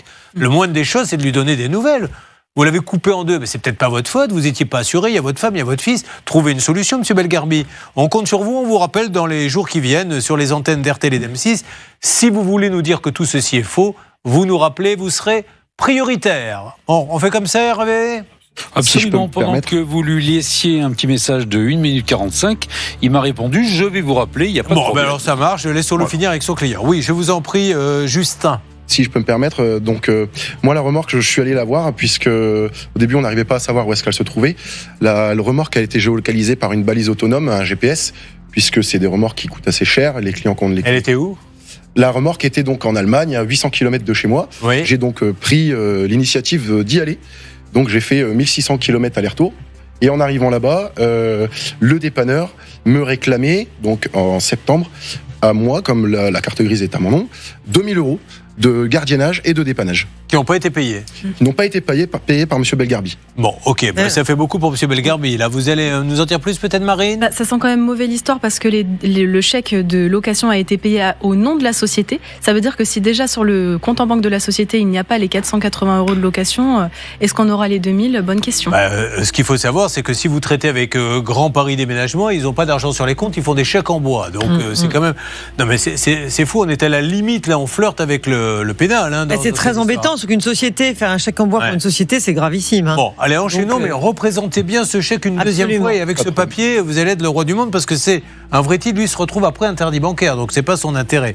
Avançons dans tous ces dossiers, voyons comment tout ceci va se terminer. Ça peut vous arriver. Alors, on a peut-être des nouvelles à donner des uns et des autres, puisque ça bouge de tous les côtés. Vous voulez que l'on parle avec qui exactement, Laura ? Eh bien, on peut parler avec Fabrice. Il est là, mon Fabrice ? Mais oui. Bonjour, Fabrice. Bonjour, Julien. Bienvenue sur M6, Fabrice. Vous êtes à la télé. Profitez-en pour souhaiter, je ne sais pas, bonne année à qui vous voulez, à la famille, même si maintenant c'est passé depuis des mois. On veut à toute l'équipe de Néo Santé. Voilà. 3 mois après, on s'en moque. Nous, on souhaite de la bonne année le 15 août. Toutes les occasions sont bonnes pour souhaiter bonne année. Est-ce qu'elle a bien démarré, au moins pour vous, cette année ? Oui, très bien. Vous le dites sur un ton, permettez-moi d'en douter. Très bien. Non, ça s'est bien passé. Bon, je plaisante. Marine. Alors Fabrice, il voulait faire installer une VMC. Malheureusement, elle n'a jamais été installée. Il a préféré clôturer le contrat en disant c'est pas grave, vous me remboursez. Et eh bien, la société ne remboursait pas la compte versée. Mais qui s'était occupé de ce cas, nom de nom ? C'est moi. Et alors, qu'est-ce qui s'était passé, monsieur Sabat ? Bah écoutez, c'était Easy EDF, ça paraissait facile Easy. Eh ben justement, on n'arrivait pas à obtenir ce remboursement. Donc j'ai appelé donc Michael François pour qu'il bouge un tout petit peu toutes ses équipes. A-t-il fait le job comme il fallait ? On va le demander donc à surtout notre que je avis. me rappelle, je m'étais ridiculisé pour faire avancer le dossier en chantant la chanson de Pierre Perret. Tout vous saurez tout sur les Easy. Oui, parce que c'est Easy EDF qui s'en occupaient. Est-ce qu'ils ont été bons chez Easy EDF ? Ils ont été rapides et plutôt efficaces parce que j'ai reçu un virement dès le lendemain. Oh là là, dès le lendemain, oui, ça va trop vite là maintenant. Il faut leur dire de se calmer un peu, Bernard, parce qu'on n'a même plus le temps de suivre les dossiers. Ah, mais c'est magnifique. Il faut remercier Michael François et toute son équipe d'Easy by EDF. Bon, bravo. Vous êtes content ? Vous avez bien fait d'appeler M6 ? Écoutez, j'ai été ravi de l'accueil dans l'émission déjà parce que je suis venu. Oui, je me souviens de vous. Tu sais, je me souviens de toi et j'aurais bien aimé avoir des nouvelles, mais j'ai bien vu que je ne t'intéressais pas. Il se demande là. Si c'est du lard ou du cocher. Non, je plaisante. Non, mais je me rappelle très bien, Fabrice. Écoutez, si vous êtes content, moi tout va bien. Je vous souhaite une belle journée, mon Fabrice. Merci à vous aussi, bonne continuation et félicitations encore à vous et à toute l'équipe. Allez, merci à Easy EDF. C'est très très pro de leur part. Easy by EDF. Est-ce qu'on se fait un petit point là ? Vous me remettez les photos très rapidement des hôtels où Jean-Jacques a été, où il n'a pas été. Et est-ce que du côté de Air France Collection, vous avez pu avoir du nouveau ? On rappelle que c'est un voyage un peu cata. L'hôtel réservé, il n'était pas réservé. Donc voilà. Là, il y a été à celui-là, mais avec vue sur la rue. Il a fait que prendre des taxis qui n'ont pas été remboursés parce qu'on lui disait faut changer d'hôtel, faut changer d'hôtel. Bref, la cata. Hervé, Bernard, qu'est-ce que ça donne ? Écoutez, ça avance bien parce que donc le groupe Perfect Stay a repris le dossier, l'a réouvert. Donc je pense que on devrait être appelé dans les 48 heures pour avoir une solution. Bon, 48 heures, vous me promettez pas plus, hein ? Ah mais moi je suis confiant parce que ce sont des gens sérieux, aussi bien Perfect Stay que Air France Collection. Je ne vois pas l'intérêt quand on se plante de ne pas trouver une solution. Avançons. Faisons aussi un petit point après avec Georges. Nous allons voir si le mail en question est arrivé ou pas. Est-ce qu'il est arrivé d'ailleurs le mail ? Alors j'ai reçu un mail, mais c'est pas celui-là parce que c'est pas celui du transitaire. J'ai juste les échanges entre Georges et cette dame-là qui lui dit bien, écoutez, il y a Marinair qui va participer à hauteur de temps et vous voulez donner combien ? Lui il a dit 200 €. L'autre a dit ça ne suffit pas. Mais ce n'est pas ça le cœur aujourd'hui du problème. C'est qu'on a besoin de ce fameux mail du transitaire pour avancer. Mais au niveau transit, soulager le vote. J'ai pas pris ma respiration. Soulager le vote, ça sera plus fluide.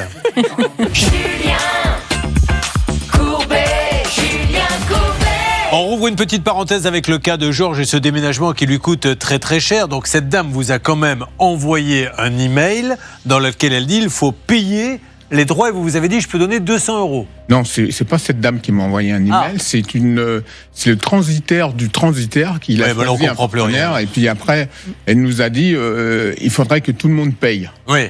C'est-à-dire toutes les compagnies qui se retrouvent Marinair, CMA et tout ça. Et donc moi je dis pour que ça aille plus vite, en tant que client, je n'ai pas à payer, mais je veux bien faire un geste. C'est à ce moment-là que... Vous avez dit, je suis prêt à donner 200 €. Voilà. D'accord, bon. Alors, réessayez Bernard, de rappeler cette dame pour lui dire à quel moment vous lui avez vraiment envoyé. Elle estime que c'est celui-là, le mail. Là, c'est tellement compliqué, cette histoire. C'est très compliqué parce qu'il y a plusieurs intermédiaires. Julien, chacun se renvoie la balle. La seule chose que l'on sait, c'est qu'aujourd'hui, pour lancer une procédure, il faut que Georges y mette encore des économies. Il n'y a pas d'autre solution parce que là, cette dame-là, elle considère qu'elle est de bonne foi. Et en plus, si vous envoyez une lettre d'avocat, ça va peut-être débloquer la situation. Mais là, aujourd'hui, ils ne veulent rien faire. Je suis bien embêté avec vous, Georges. Je ne sais pas quoi vous dire d'autre. Mais s'ils veulent rien faire, moi, je ne peux pas leur mettre un couteau sous la gorge.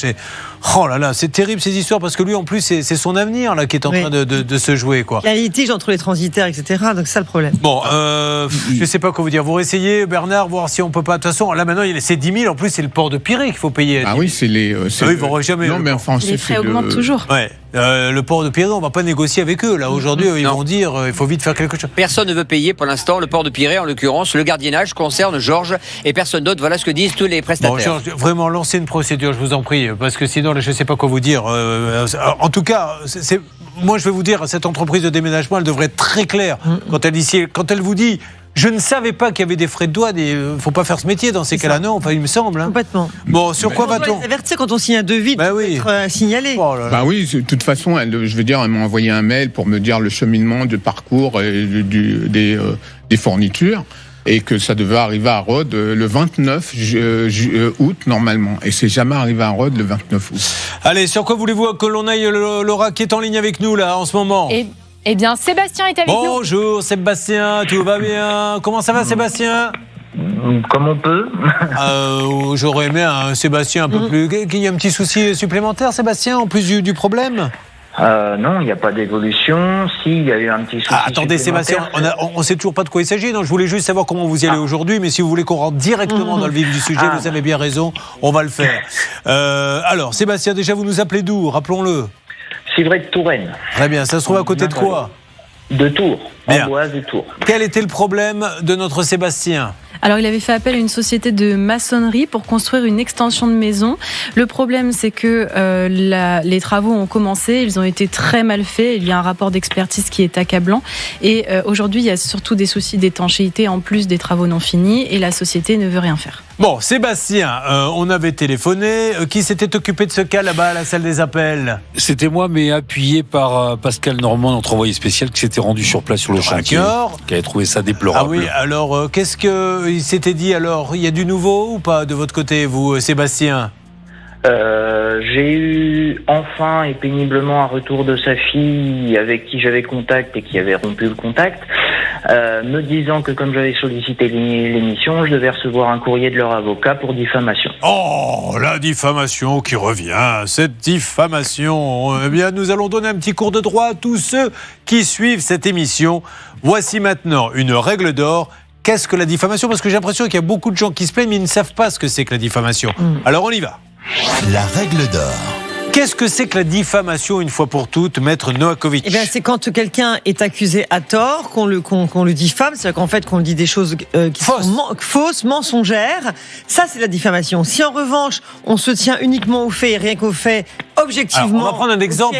Voilà, on va dire que Marine, c'est Madame Durand. Moi, je dis comme ça sur une antenne. Il se trouve que elle a été condamnée il y a quelque temps pour escroquerie, d'accord ? Donc moi, je vais dire, eh bien, sur cette antenne, je peux dire que vous êtes escroc. Est-ce que je la diffame ?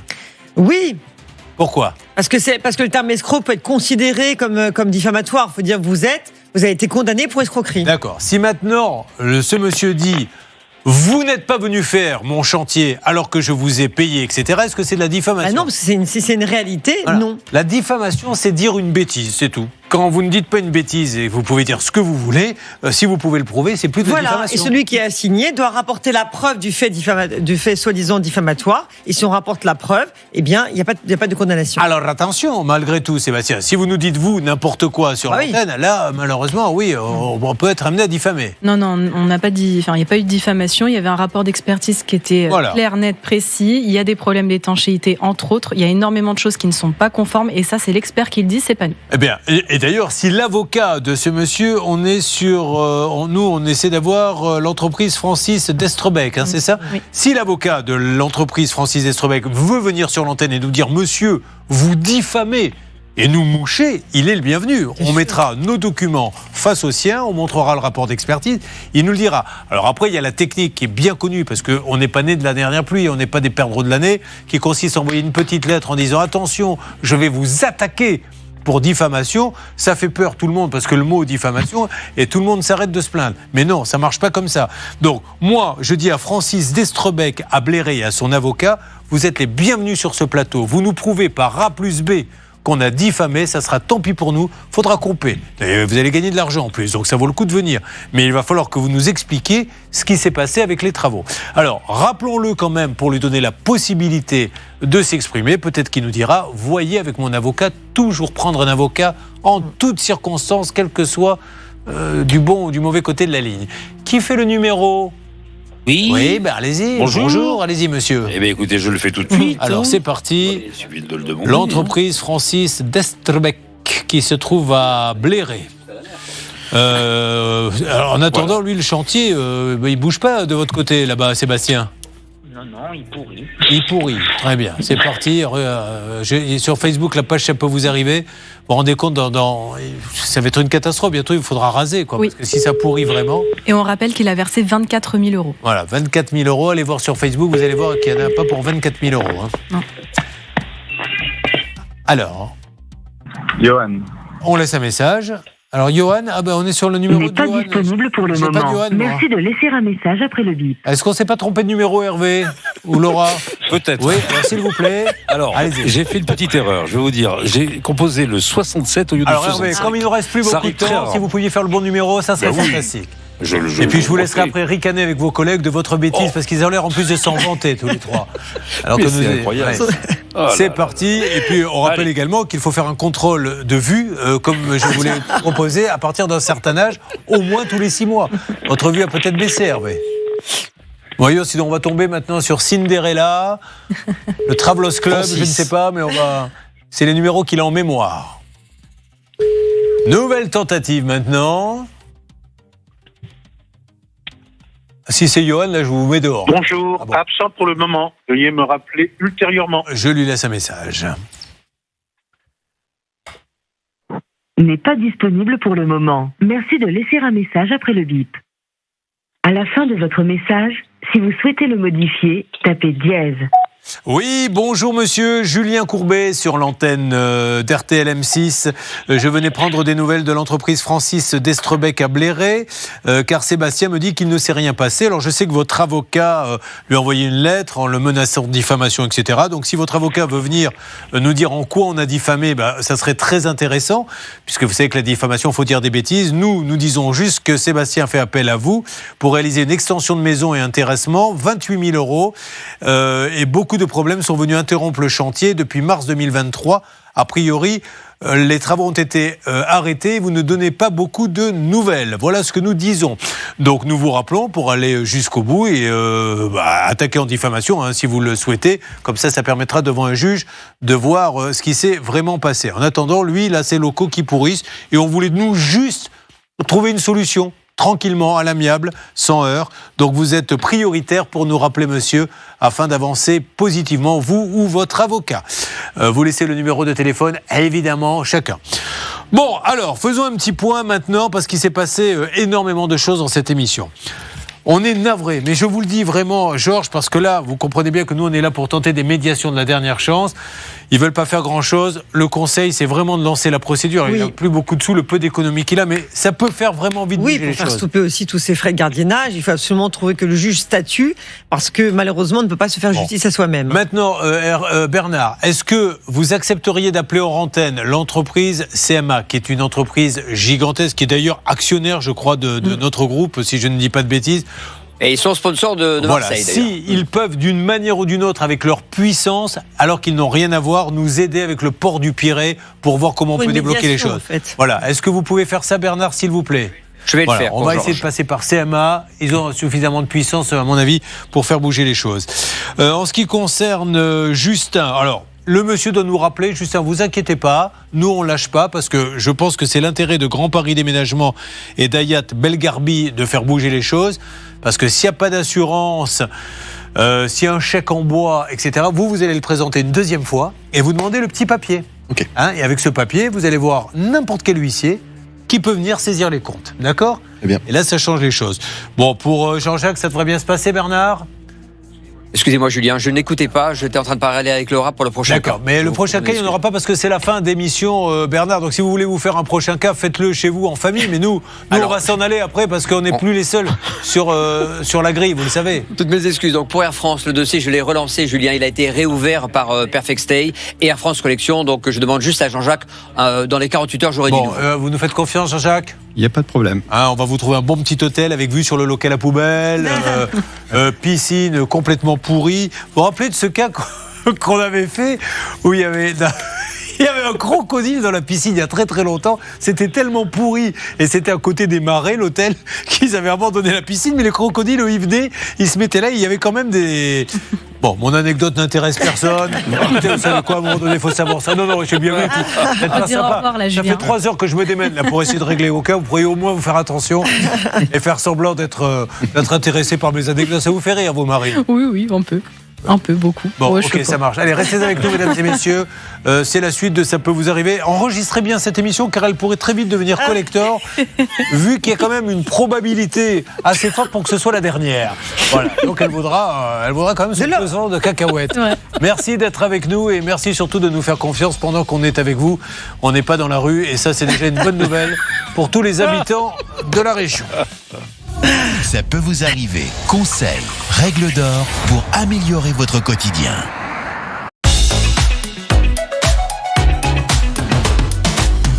Les dernières minutes de l'émission pour M6 et nous allons prendre des nouvelles et c'est plutôt des bonnes nouvelles avec une histoire de clim, je crois, ma chère Laura, qui est avec nous.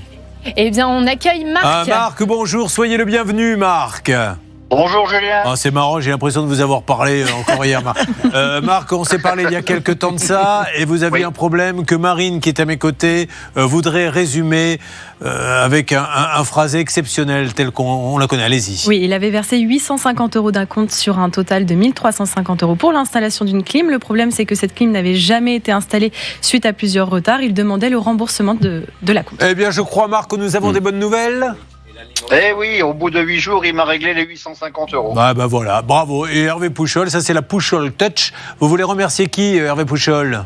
Bon, on va remercier l'installateur, de nous avoir accroché au nez, et puis ensuite d'avoir changé d'avis avec les textos et d'avoir remboursé. Donc bravo à ce monsieur, et bravo à Daikin qui va trouver un installateur pour la nouvelle clim de notre ami. Ce qui compte, c'est le résultat. Après, ils ont le droit de scénario. Eh bien, je vous souhaite une bonne journée.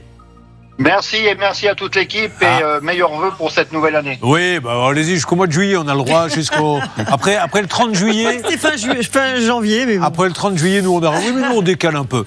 Bon, merci beaucoup. Laura, on a beaucoup parlé de votre futur mariage, il y a des avancées, tout va bien, vous avez commencé à préparer les faire-part ? Encore, on est en train un petit peu de finaliser la liste d'invités, la déco, On m'a dit tout ça. alors déjà vous avez un hôtel, Jean-Jacques, vous en proposez un petit hôtel pas cher, mais on m'a dit que pour les faire part, il utilisait des prospectus qui piquaient dans les boîtes aux lettres et dans le coin, les petites parties blanches. Il dit vous êtes invité à un mariage. C'est ça exactement, il griffonne, il prend un petit stylo, il griffonne et puis hop, c'est parti. Son futur mari est surnommé la pince. Il veut avoir un mariage, mais vraiment pas cher du tout. Et là, il est en train de battre des records. Merci Malora. Bon, merci à Hervé et Bernard, faites vite parce que l'ambulancier qui est en double fil m'a dit je pourrais pas attendre plus longtemps, donc filez vite. Oui, de toute façon, l'EHPAD, on nous sert le repas bientôt. Vous plaisantez, il est déjà servi depuis longtemps. Là. Vous allez arriver pour le dessert. Maître Novakovic, merci beaucoup. Au revoir Julien, bientôt. Inutile de vous dire qu'en ces périodes de vacances, ça nous a bien dépanné. N'est-ce pas ? Et voilà, pour vous trois, vous me laissez avancer tranquillement. Là, ils savent tous, on a mis tous les gens devant leurs responsabilités et on va tout faire pour que ça avance très rapidement. N'hésitez pas à nous contacter, adresse email, ça peut vous arriver @m6.fr et on n'oublie pas de laisser un message. Non, son numéro de téléphone. Oui, parce qu'envoyer un mail sans message, ça n'a aucun intérêt. Merci, son numéro de téléphone, ses coordonnées, son nom et l'objet de. Faites vite parce que le Pôle emploi ferme à 1h moins le quart et si vous voulez avoir une chance. Ça va être juste. Allez, merci. Qu'est-ce qu'on dit ? Vous avez bien dépanné. Merci. Au revoir.